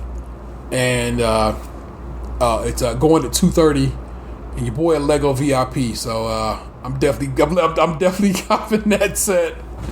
And again, I will build it. That's actually one of the things I was like, that's gonna be one of the first things to go in the new office when I finally get it up and running. And when I get all my various Mario paraphernalia back from the office. So I'm very excited about that, because I'm just I'm a Nintendo head, so that's the realm of video games. It's so dope, man. I'm like, yeah. And like everybody, their mama was sending it to me. Like I woke up that morning, like I'd already seen rumors of the day before, but now I woke up the next morning and Xander had sent it to me, and then Nick Juice sent it to me, and then my man Seth me and my man Seth had discussed it, but then Boss Rock sent it to us, and I was like, oh, bruh. And I'm just like, yeah, this is going down. I know it. It's happening. I'm confident. So that's a Lego set that is a must for your man. So cannot wait to get it. And like I said, it's definitely gonna go in the office, and I'm pretty hyped about that. So that is the realm of that situation of game and stuff. Box, anything in particular like that besides? I think you've shared everything. I don't want there was anything that you want to put on the docket tonight. My major contribution was the Sam's Club story. Very good. Making sure. I've been watching a lot of Netflix, playing Clash of Clans and Summoner's War on my phone. Okay. At one point, I went 3 days between showers, so that's not my proudest moment, but that's the life of vacation when you can't go anywhere. I mean, I gotta be honest, like sometimes, I mean, especially because deodorant and antiperspirant is like, you know, not super great for you. I ain't been using a ton of deodorant. Oh, yeah. Like, I'll be honest, like, if I'm at home and I'm not going anywhere, like, showering for me is like an every other day thing. If I'm not doing anything crazy, like if I'm not working out, like if I'm just at home doing nothing, like like our work is like computer based, so it's not like I'm busting the sweat doing an Excel sheet or something. But like 2 days for me is like normal. Anything beyond that, and I start to feel like I'm losing my humanity. But trying to get some dick cheese, like almost like it's becoming too easy, and could be like a problem where like I'm losing that sense of society, you know. We live in a society of laws, and the law in this case is please shower. 2 days is fine, I'm sure, but that third day is probably when the pickles start getting ripe. So you know. Yeah. No, go ahead. Oh no, I was gonna say I think I told y'all again in group chat. But if you have access to Hulu, Palm Springs, it's a Lonely Island production. Andy Samberg is the main dude in that, along with the woman who ended up being the mother in How I Met Your Mother. If y'all remember that, it really is a fantastic movie. I would call it a. I don't even want to ruin it for you because it's so good. So I'm going to call it a romantic comedy, but it's more to it than that. a sci-fi roman. I know, but I didn't want to throw the sci-fi part in there. But yeah, I really truly enjoyed it. I have watched it twice now, and just thinking about it right now, I'm like, I kind of think I want to watch that again. There was some part because there was this part where they were sitting at a table. And what I at first thought was just a gaffe, you know what I'm saying? I was like, oh, they forgot to take the lid off that Cholula bottle. But then I was like, no, because they keep living this day. Maybe that conversation was happening over various days, you know what I'm saying? So I kind of want to rewatch that scene with that particular perspective. But really great movie. Like I said, if you have access to Hulu, I'll tell you check that out. I'll also tell you check out Dicktown, which is John Hodgman and David Reese's cartoon on FXX's Cake, which is a subset of cartoon. It's a series of cartoons they have on FXX, and but Dicktown is the name of that show. Overall comedies too. They got some live action. They got some live action there too. Okay, and I saw the first 2 episodes of that, and in fact, tonight is an episode because it comes on Thursday. So at some point tomorrow, late tomorrow, because you really got to wait that 24 hours. That's what I end up noticing, and you have to wait the full 24. It just ain't available the next day.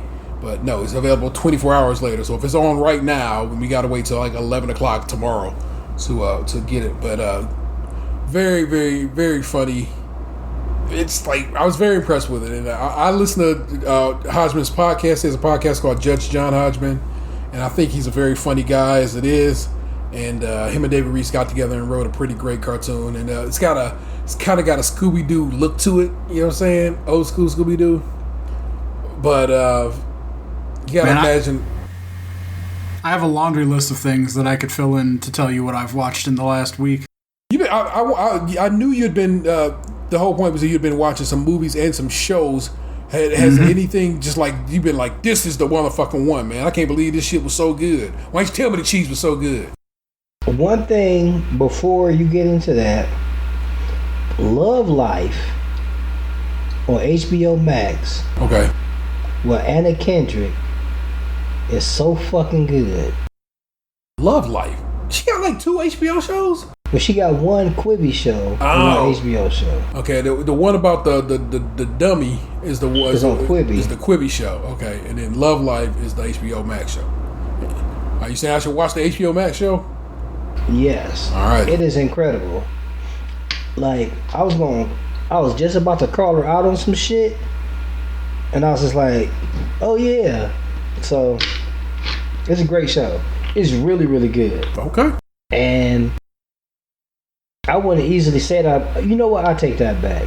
Ever since I heard her on Fresh Air, I kind of liked her more in real life. Okay. I'll probably look at that interview with Terry Gross. Assuming Terry Gross did the interview. Yeah, Mark Maron and Terry Gross are the best two interviewers in the world to me. Alrighty. Box, what would you say is this motherfucker you got to watch? So maybe hold on 1 second again. Man, you keep cutting me off. I'm just saying that should be a weekly thing. This motherfucker you gotta watch. It's as easy as that because it's our show and we make this bitch. So there you go. one more. No. Got Columbo. One more thing. You gotta watch this motherfucker. What I have heard though, and I have not watched it yet, Perry Mason on HBO Max is supposed to be real good. The new Perry, they made a new Perry Mason. So if y'all been watching Perry Mason on like Channel 8 back in the day, you know, there you go. Yeah, it's on HBO where they supposed to show a real big dick the first episode. You guys are underestimating the amount of shit I've watched in the last week that I'm trying to remember all the titles for right now. I was hoping you narrow it down just like this motherfucker. So no, I was gonna name it all. Do you, boo boo? So I finished Lock and Key. I finished. What you think of that? I enjoyed it. I like that it left it open for season 2. Yeah. I didn't read the comics, so I didn't even know it was based off comics before I started watching it. Yeah. I read that after the fact, but I had like some mystery in the middle, and then I felt the swerve at the end was cool. Okay. Some of it was obvious, but then there were other parts that weren't so obvious. So, is that a show or a movie? It's a show on Netflix. It's a show. It was 10 episodes, and they announced they got picked up for season 2. Cool. I think I got through 6 episodes of that before Around episode 5 is when it like got good for me. Okay. Then I watched. I started watching The Magicians, but I haven't finished that. I'm only like a couple episodes into season 1. I've been talking to a woman on Hinge, and she's like a Halloween horror type person. So that kind of got me like in the mood for that kind of shit. So I switched off The Magicians and I watched The Haunting of Hill House. So I watched all 10 episodes of that. I watched The Old Guard that debuted on Netflix last week. That movie with Charlize Theron. I want to see that. Yeah. Yeah, it was all right. By the same director of Love and Basketball. Correct. Oh, maybe that's why I liked it. I actually wanted to ask you about that, or did you know that? But yeah. And then I watched I Still See You, which was like a Bella Thorne movie, I guess. It was on Amazon Prime. Okay. And then I watched the Pet Sematary remake. Sometimes dead is better. And I watched... what else I watched? Oh, I watched The Conjuring. And I've been watching a lot of like comedy specials the last like 2 nights. It's just been stand-up. Like I watched like the Chris Tucker stand-up. I watched... like all the Bill Burrs, the one black dude, Coom something, like his shit dropped like 2 years ago. Kamal Bill? Yeah. Kamal Bill. I was about to say Kamal Nanjiani. I'm like, that's not right. Mm-hmm. I finished The Order last week. What's that one? That one was the one with like the werewolves and the wizards. That was on Netflix. Like, there was like 2 seasons of that so far. Not even hip, but I would like to check that out. Yeah. Let's see. Did I watch anything else? Obviously, last week I finished Breaking Bad. I haven't moved on to Better Call Saul yet. I did watch the Grand Tree or the El Camino movie. Yeah. Which I thought, in retrospect, was kind of pointless, but if you wanted a Jesse wrap up, there you go. Yeah, I hated that movie. Yeah, it wasn't really a movie. It was just like if they'd made 2 more episodes of Breaking Bad, like that would have been it. 2 more bad episodes. Yeah. But Better Call Saul is so good. Like, it's incredible. Yeah, it's in my watch list. I rewatched Into the Spider-Verse the other day. God, I love that movie so much. I watched Always Be My Maybe. Love that movie too. Oh, what'd you think? I enjoyed it. Truly love that movie. We watched that again recently too. I watched that one a few times. They won me over with Blow the Whistle. It's so Bay Area. That shit is so Bay Area, man. That shit is so I fuck with it, man. Did you watch To All the Boys I Love? No. Should I? Yeah, that shit was good. They got 2 parts now. It's like part 1 and part 2 now, but that was a good movie. Stars was running a promotion a week and a half ago where you get Stars got some good shit. 2 months of Stars for $1 each. Yeah, Vanessa did that. So I activated it. So American Gods is on my to-do list. Yeah. They got Different Strokes on there too. You can watch that. Now the world don't move. The beat is just one drum. Yeah, I started watching The Dark the other night. I got like 2 episodes in before I started blacking out on the couch, so I haven't picked back up. That's one of those Netflix shows where it was like from another country and they had to dub it into English. I hate those shows. I tried watching it the first night and it caught me off guard about 15 minutes in when I realized that the words weren't synced up matching exactly. Up with the lips. Yeah. So then, like, are you a dub guy for those situations, or are you just throwing the subtitles at that point? Oh, I adjusted. Like, once I realized what was happening and I came back, like, now I don't care. It just, I started watching it at like 1 a.m. and I started falling asleep halfway through the episode. Yeah. So, like, I didn't want to miss anything since you have to really pay attention. And so I paused that, but I'll come back to that. Like, I get into moods where it's like I'll binge watch a show for an entire day where, like, I don't even see the sunshine outside because I'll be holed up and I'll just watch 12 to 15 episodes straight, even though they're like an hour long each, just because I'll be so into it. Yeah. But then, like, I'll go where, like, I don't want to watch something that commitment, like, needy.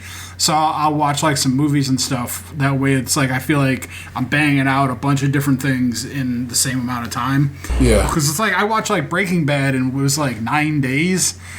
And it was, like, such a marathon that, like, yes, I should move on to Better Call Saul. But it's like I needed to change it up for a little while. And then I'll circle back to that.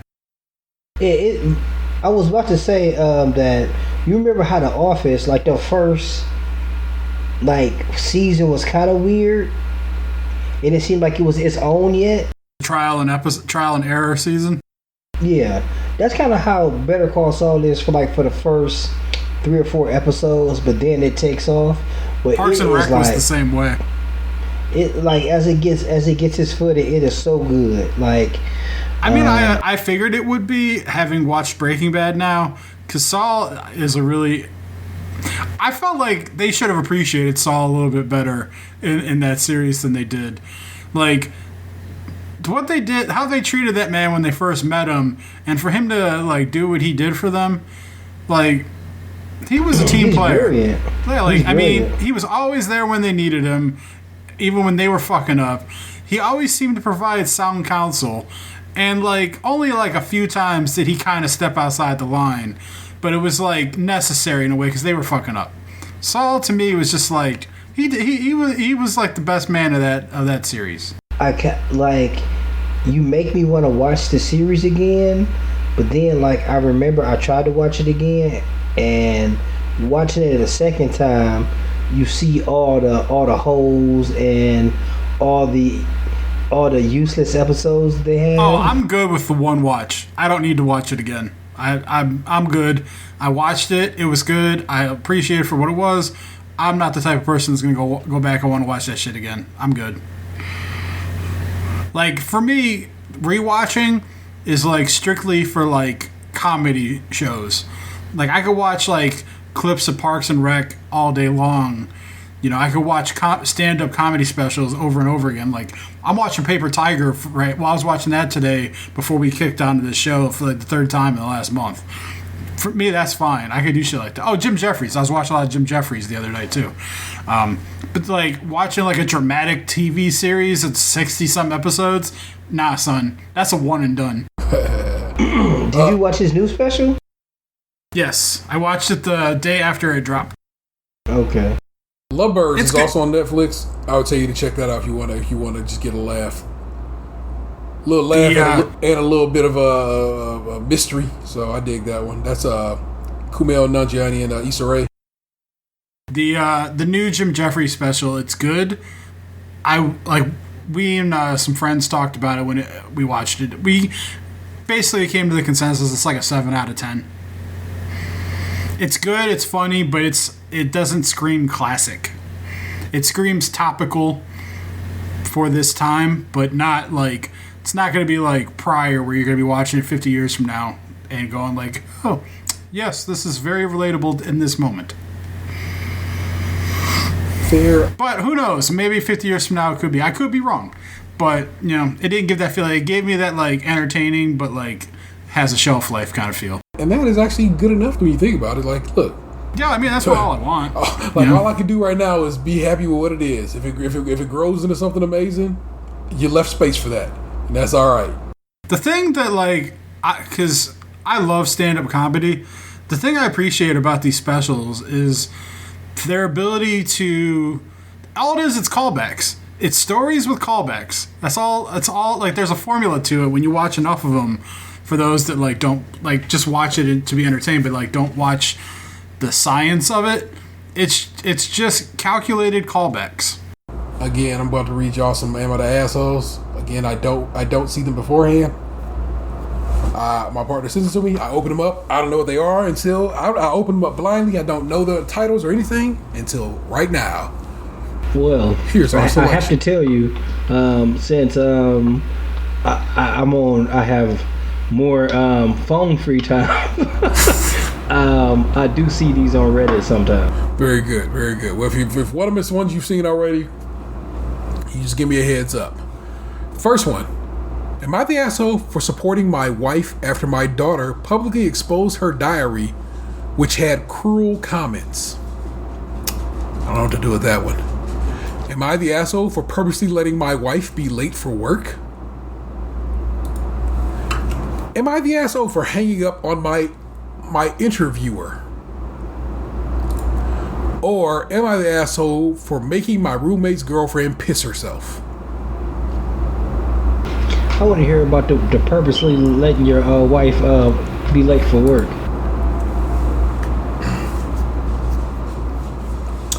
Am I the asshole for purposely letting my wife be late for work? This happened last year, so it's no longer a big issue, but it comes up from time to time. My wife has a terrible problem getting up in the morning. I mean, it's bad. I'd honestly rather have my teeth pulled than try to deal with her. I spent years coaxing her out of bed, trying to be supportive and understanding, help her develop good habits, but over time, she said I developed into more of a parent. I didn't want that, so I backed off. She developed this really annoying habit of setting lots of really annoying alarms every couple of minutes so that she is forced to wake up, but they don't work. She sleeps right through them. They wake me up and make my mornings absolutely miserable. I typically wake her up angrily, which I know I shouldn't, but it's loud, constant blaring first thing in the mornings, and it makes me insane. And it's a different alarm, every she doesn't even hear it. And it's a different alarm every she doesn't hear, even though she doesn't hear, whatever. I've tried reasoning with her, coming up with compromises, threatening to sleep in the guest bedroom, but nothing works. She said that I'm treating her like a child and it makes her feel disrespected. I feel disrespected that I keep getting forcibly awoken up and she isn't making a change. One morning I saw her wake up, disable her alarms, and go right back to sleep. I had to wake her up so she wouldn't miss work. She didn't remember doing it. One morning, one of her hundreds of klaxons rang in my ears and scared me to death. I turned over and saw her groggily disabling her alarms and rolled back over and went back to sleep. That was the final straw. I did the exact same thing. About an hour goes by before her boss calls her asking where she is. Needless to say, she was livid with me when she got home. She said I should have just woken her up. But I held my ground and told her this cycle of behavior was done. Was I the asshole? No. I feel like some of these that we go over, it's almost like the straw that breaks the camel's back on a relationship. Because like in this, it's like this person seems to be like, this is who they are, and this other person's not cool with it, and the other person's making no effort to change. Yeah. So it's like, are you really going to want to do this for the rest of your life? You know? Yeah, but he was clearly being an asshole, though. Like, you knew... I understand what you're saying. I definitely do. But he purposely avoided saying something when you knew the situation. Like, yes, you know, he sounds like he's being a little bitch about like, oh, the alarm scared me. It's an alarm. That's what alarms do. What does this motherfucker do all day where he don't got to get up too? Maybe you work from home. I guess. All right. Well, go to work. I agree with you. Having heard what you just said, I agree with what he did was an asshole move. I feel like we're both right in that, like, yes, you're right, it's an asshole move, but like maybe these two people just don't need to be together, because she clearly needs a dude who's willing to wake her up every morning, and this dude ain't it. She said she don't want that. At the same time, she don't want to be woken up. Yeah, like that's you being my parent. So it's like she don't want to waken her up, but then she wanted it both ways. That's why he's not the asshole. You can't be mad at him, and like if that's true, then maybe I recant my agreeing with Anthony. I mean, it just kind of sounds like she. I mean, to be fair, I know I might get my Me Too pen snatched, but it sounds like she's being a woman. I mean, it sounds like, she wants your fries and not her own. She wants to eat the fries off your plate, and no, don't order me any. I'm just gonna eat the fries off your plate and don't complain about it. Let's read a couple of comments here. Not the asshole, but this is weird. She needs a sleep study. Her problem is impacting. I was thinking that too. Her problem is impacting the marriage, and she needs to address it until it's resolved.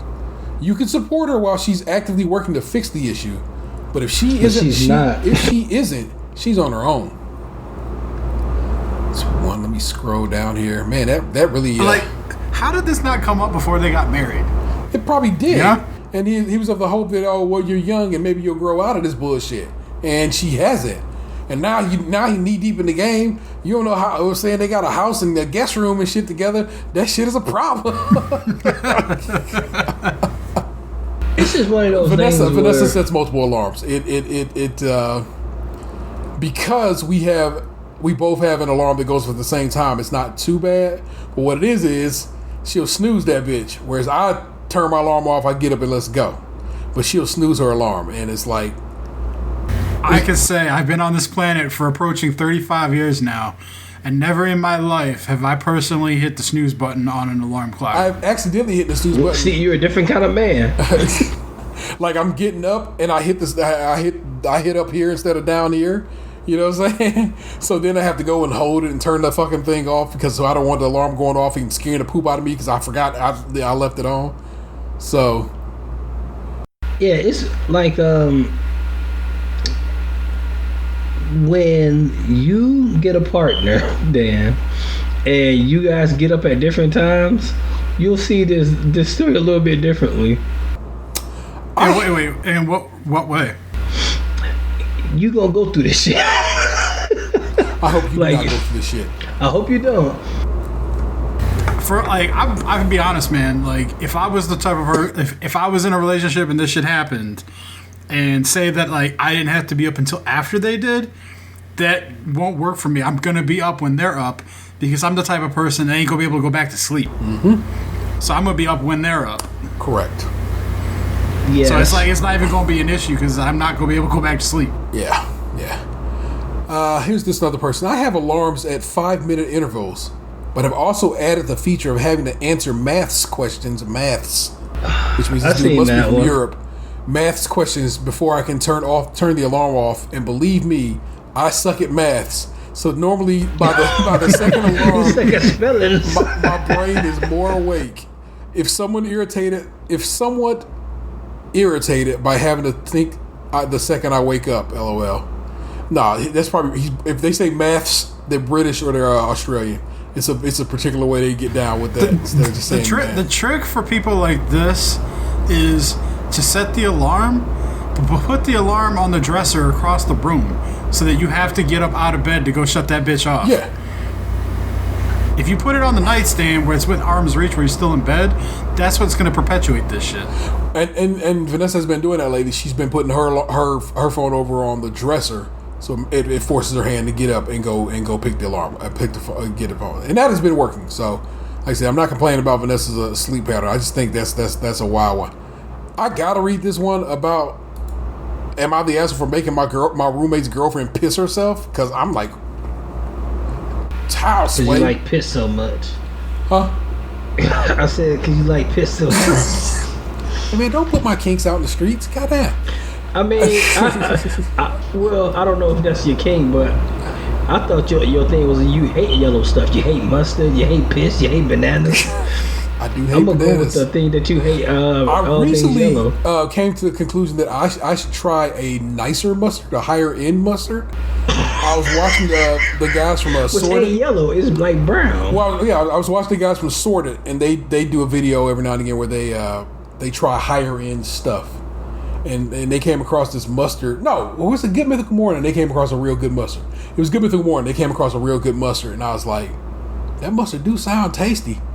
Look, when you went to what's the French restaurant? L'Albatros. Or the Petit Triangle. Which one? The one with your birthday? No, not the one by the Denny's. L'Albatros. Yeah. You didn't have like the whole grain mustard. I saw it on the table, but I didn't use it for anything. So I don't think I had confit. I had chicken. Slap some mustard. I guess people can slap mustard on chicken. Yeah, dude, I got like spicy brown mustard in my fridge right now. Yeah, I think we actually. Nah, that's not what T is aiming for. Like, I know. What I'm saying is, like, I don't keep just like the regular ass French's baseline yellow on hand. Like, I'll go out and I'll buy like some Dijon or some spicy brown or a little something extra. Like the yellow baseline is baseline. At L'Albatros, it would seem to be and I don't know if it actually is this. It would seem to be a literal little dish of mustard seeds. With with rice wine vinegar or something. Yeah. So it's a mustard in just the loosest sense of the word. Yeah, it's incredible though. It's an interpretation. Yeah. Food is art. My girlfriend's roommate, my roommate's girlfriend moved in with us when lockdown started. The other day I was getting ready for bed, brushing my teeth, taking a shower, etc. She knocks on the bathroom door and says she needs to use the bathroom. I was about to get in the shower and ask if she can wait a few minutes, and she says, it's fine. I take pretty quick showers, so I figured it would be okay. I start my shower, and after a few minutes, she knocks again saying she needs to use the bathroom. I say I'll be a few more minutes, and she says that she really needs to go, but I still have soap in my hair, and I need to wash it out. She keeps knocking, and I'm getting kind of annoyed at this point, so I just ignore her. I finish my shower, shave and brush my teeth. I'm already. That's where you fucked up. Yeah. You should have did that in the shower. When I opened the door, she was standing by the door frame and pissing everywhere. I realized it's partially my fault and offered to help her clean the floor. But she's really embarrassed and walks away to clean up. When my roommate learns about what happened, he gets super upset at me for not stopping everything that I'm doing to let her in. I apologize to his girlfriend, and she seems to be fine. Really embarrassed, but not mad. My roommate is still really angry at me. I feel like a grown woman shouldn't be pissing all over the floor. She could have found some other option if she was that desperate, and I didn't say anything to make her feel bad, but the roommate is still mad at me. Edit. Her and I are completely cool. The conflict was with her boyfriend and me, not between her and me. I've apologized and she said it was okay, but her boyfriend at one point said I was committing domestic abuse against her. When all that happened was she pissed all over the floor. Her boyfriend is still making this an issue, even though she herself says it was fine. I meant to say, am I the asshole or is her boyfriend? Info. A lot of people are asking why I shaved and brushed my teeth. She stopped knocking at the point, so I figured she had found some other option or going away. A lot of people are also asking what options she has. We have some disposable plastic cups. And if she was that desperate, she could have peed in one of the cups and thrown it away. It's gross, but sounds like she needed it super bad. She doesn't have any medical conditions or incontinence issues, but she was on a Zoom meeting and apparently couldn't excuse herself for a minute or so. She had been holding it really for a bit. So she had been holding for a really long bit. Last edit, I swear. Apparently, the Zoom meeting was BS, and the reason she hadn't gone before was that her and roommate were having sex. Yep, I know I said it would be the last, but there's another edit after that. There are many people asking why she couldn't just to pee while I was in the shower if I put the curtain up. I had no issue with this, and this was what she would be willing to do. I don't know what this man tried to write. I would have done it, but she wanted me to leave the room. I kept the door locked because she would try to kick me out before I was finished. You don't know that. You've assumed that. She also got piss all over my feet, but I didn't say anything about it. Info. She's on the lease. Her and my roommate planned on her moving in before the whole virus happened, so she is living with us officially and she pays rent and utilities like both of us. We only have one bathroom. Now, for the record, Reddit has said this person is the asshole. Where we come across these, most of the times they're not the asshole, but in this case, Reddit's like, yeah, you're the asshole. So, gentlemen, is this person the asshole? Yeah, sort of. Yeah. I'm gonna give him a 70-30. I feel like it was all easily avoidable. Yes. Like, you didn't have to brush your teeth and shave, and You didn't even have to hop in the shower. You could have been like, okay, Yeah. pee right quick, and then I'll hop in the shower after you. It's reasonable. that, or like the shower curtain could be up and she could go pee, just not flush. Yeah. So many different options could have prevented this. Yeah. And especially at this point, if y'all gonna be roommates in a one bathroom situation, y'all got to get used to that. It's got to become like a situation where it's like, all right, well, look, we all have to be able to take advantage of this bathroom, and sometimes that means co-using the bathroom. It just is. You're the asshole because you knew she had to pee, and yet you still shaved and brushed your teeth after you got out of the shower. When you were in the shower and had soap in your hair, that was one thing. But you knew she had to use the bathroom urgently, and yet you still shaved and brushed your teeth before letting her go. Dick move. Let me see if I can find he's in the shower. My thoughts are few. Shit, like, I've roomed with people who, like, and granted they were dudes, but they had a pee jug. Like, one dude I know kept a jug next to his bed so he didn't have to leave his bed at night. He could just roll over, pee in the jug, and then dispose of it the next day. We'll talk about that after this recording is done. I need names. Would like to piggyback onto your comment that he says a grown woman shouldn't piss herself. I'm a grown woman, have kidneys that are rotated and in the wrong place, and I have ovarian cysts. My need to pee can sometimes appear from nowhere and be extremely urgent. My doctor has said my kidneys have been like this since birth. I always peed a lot as a kid, only found out why age 34. Not everyone has the capacity to hold it. I don't think he was an asshole until he got out of the shower and assumed all people function the same biologically. There. Let me see if I can find. I would like to add that a myth or urban legend about men that, like, you know, man, you can't even pee straight. Man, nobody can pee straight, dummy. I hate that. It just does whatever it wants to Yeah, do. it does what it wants to. Sometimes older than me, it's you should know strong and that. steady and straight. Sometimes it's like splattered. Sometimes it's a little dribble. It's like I can't control it. It just does what it do. Yeah, it's like I'm never gonna shame my kids to be like, "Oh, you peed on the toilet." Hey, you know what? Sometimes it don't gotta be 12. It don't gotta be midnight for my dick just to go to the left on its own. I mean, like one swipe with the toilet paper, no one's the wiser. Shit happens. I remember my sister's grandma had a sign in her bathroom that I still abide by to this day. Yes, sir. If you sprinkle when you tinkle, be a sweetie. And wipe the seedy. It's part of why like I don't get all like huffity puffity about like public restrooms, and like if people are gonna be gross in the bathroom, that's one thing. Yeah. But if you remove it, I never have to know, even though I know. Yeah. You know. If you know, you know. Yeah, that dude is a real solid asshole, and that roommate relationship is probably not long for the world. Especially because she paying rent too. Like, bitch, that's my bathroom too. The only thing that kind of like, you know, reason I gave it a 70-30 is like, yeah, why didn't she just use the bathroom while he was in the shower? That's the only thing. And again, because she's new to that part of the situation, it's got I get a little bit, I get pee shy. So Well, that and he said that he locked the door so she couldn't get in. yeah, so I'm with that. I hear you and I see you and I understand, but still.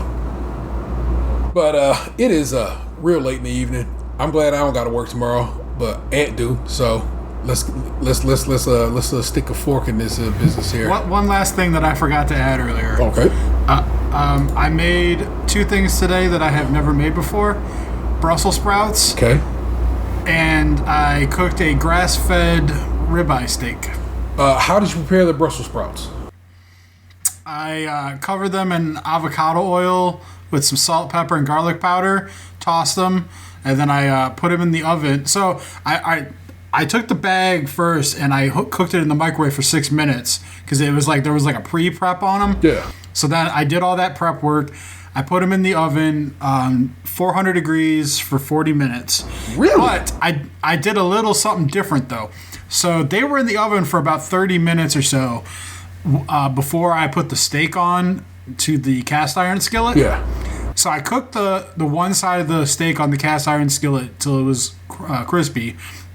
Then I flipped it, and then when I flipped it, I immediately took it off of the stovetop, cranked the oven to 450, put the steak in the oven with the Brussels sprouts, and then I left them in there for a few minutes until my oven started to smoke a little bit. So then I opened up the oven and took the steak out. So at that point, the steak cooked to medium. Now, it was a little bit on the thin side, so I left it in there a little too long. I didn't ruin it or nothing, but I like a medium rare, but it went about medium. Yeah. But the Brussels sprouts were cooked squishily through the middle, but then they charred up on the outside, like blackened. Yeah. Fucking delicious. Use frozen. Have you ever fucked with fresh Brussels? Well, no, you just said you hadn't cooked Brussels before. These were fresh. Oh, okay. So like I got them at Sam's Club. These weren't frozen. Okay. They were just in the regular fridge section. Yeah. It's just on the back of the package. It said like pre-prep, put in the microwave for 6 minutes. Yeah. And then like I followed the oven part on the bottom part. Very good. Right on. So I guess like the microwave just kind of softens up a little bit. Yeah. And I usually, instead of putting them in a microwave, I do everything you did. But I do add a little smoked paprika, and instead of putting them in a microwave, I just cut them in half. well, like So I that way- deviated from the recommended a little bit because like the packaging said salt, pepper, and then Parmesan cheese, which I meant to grab at Sam's Club today, but I forgot, so I didn't have any. But I like garlic powder on like my steaks and stuff. And since it was my first time cooking a grass-fed steak, like because usually I get like normal shit, which is usually like corn. This is my first time getting like the grass fed for life, so I wanted to taste it for what it was. So rather than put the garlic powder on there, I just went salt and pepper on the steak. But I wanted garlic powder in my meal, so I put the garlic powder on the Brussels. Yes. So, but when you cut them in half instead of putting them in a microwave, you get that that blanket that you was talking about on the bottom and on the top. And so, well, like that was the thing too. Like I didn't cut them. I put them in as the normal Brussels sprout bulbs. So it was like I had these like charred little balls that when you bit into them, like were just squishy soft on the inside. It was so good. I bought 2 packs and I ate half of the 1 pack with my dinner night, and then I ate the other half tomorrow. But I just wanted to add that because like one of the things about the whole working from home thing was I went back into like putting the work area up with the desk and everything. Like it's been 4 months now that like we've been doing this, and like it was 4 months of me just like basically admitting to myself now that like I fucked off for too long. Like, you know, ordering out and like not like getting active and shit.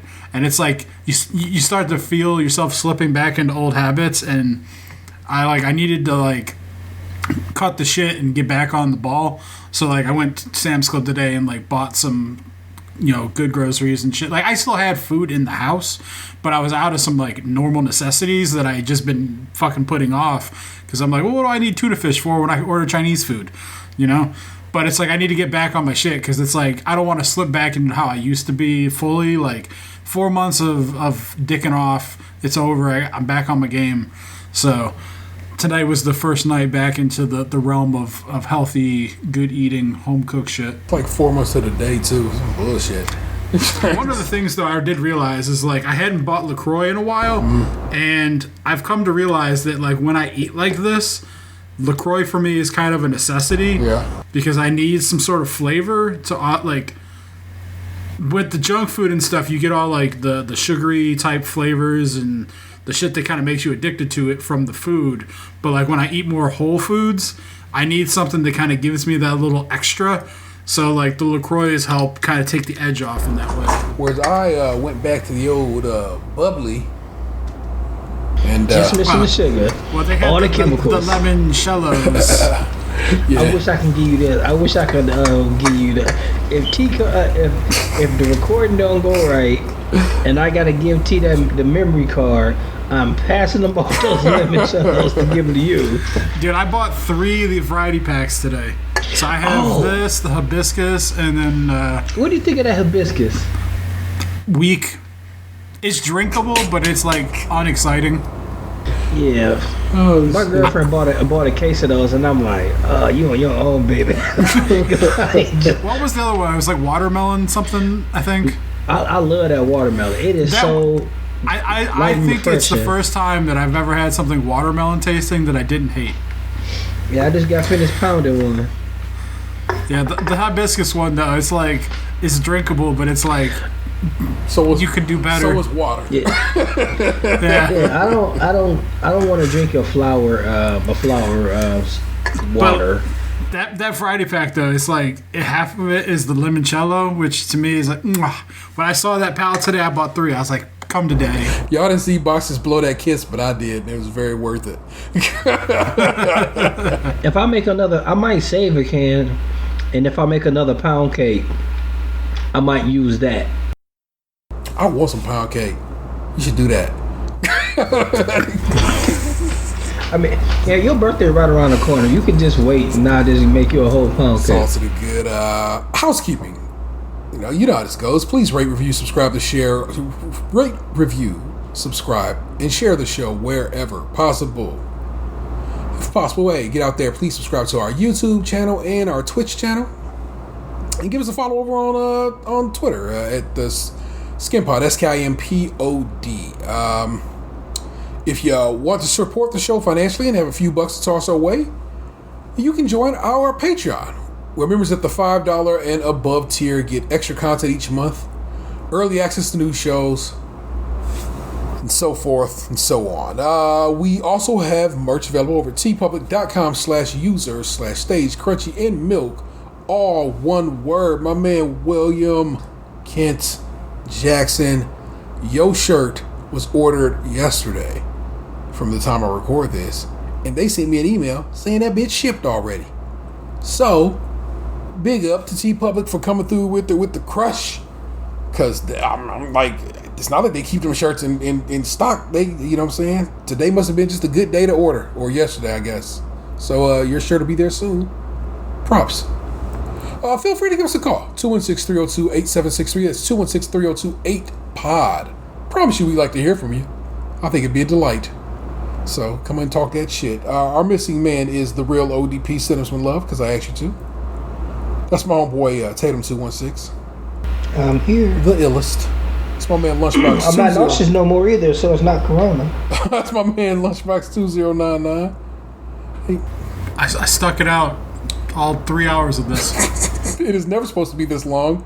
I don't even know what to do with it at that point. It was 2.5 hours. Come on. We really did we really did start to record and start going. So. Well, I know, but we were talking before this. True. Oh yeah, I guess. I mean, it was a lot. There was a lot of shit to cover. I guess if I dip over here to the record says you are correct, Anthony. 2.5, and I mean on point. Well done, sir. I know, but the Skype call says we've been talking for 2 hours and 52 minutes. I know, but I like that that it is actually 2.5 hours of programming thus far. So that is dope. I am the internet's Tayrell 713. You've just been podcast 2, and I know you loved it. Peace. Hey, what happened to you? You used to be beautiful.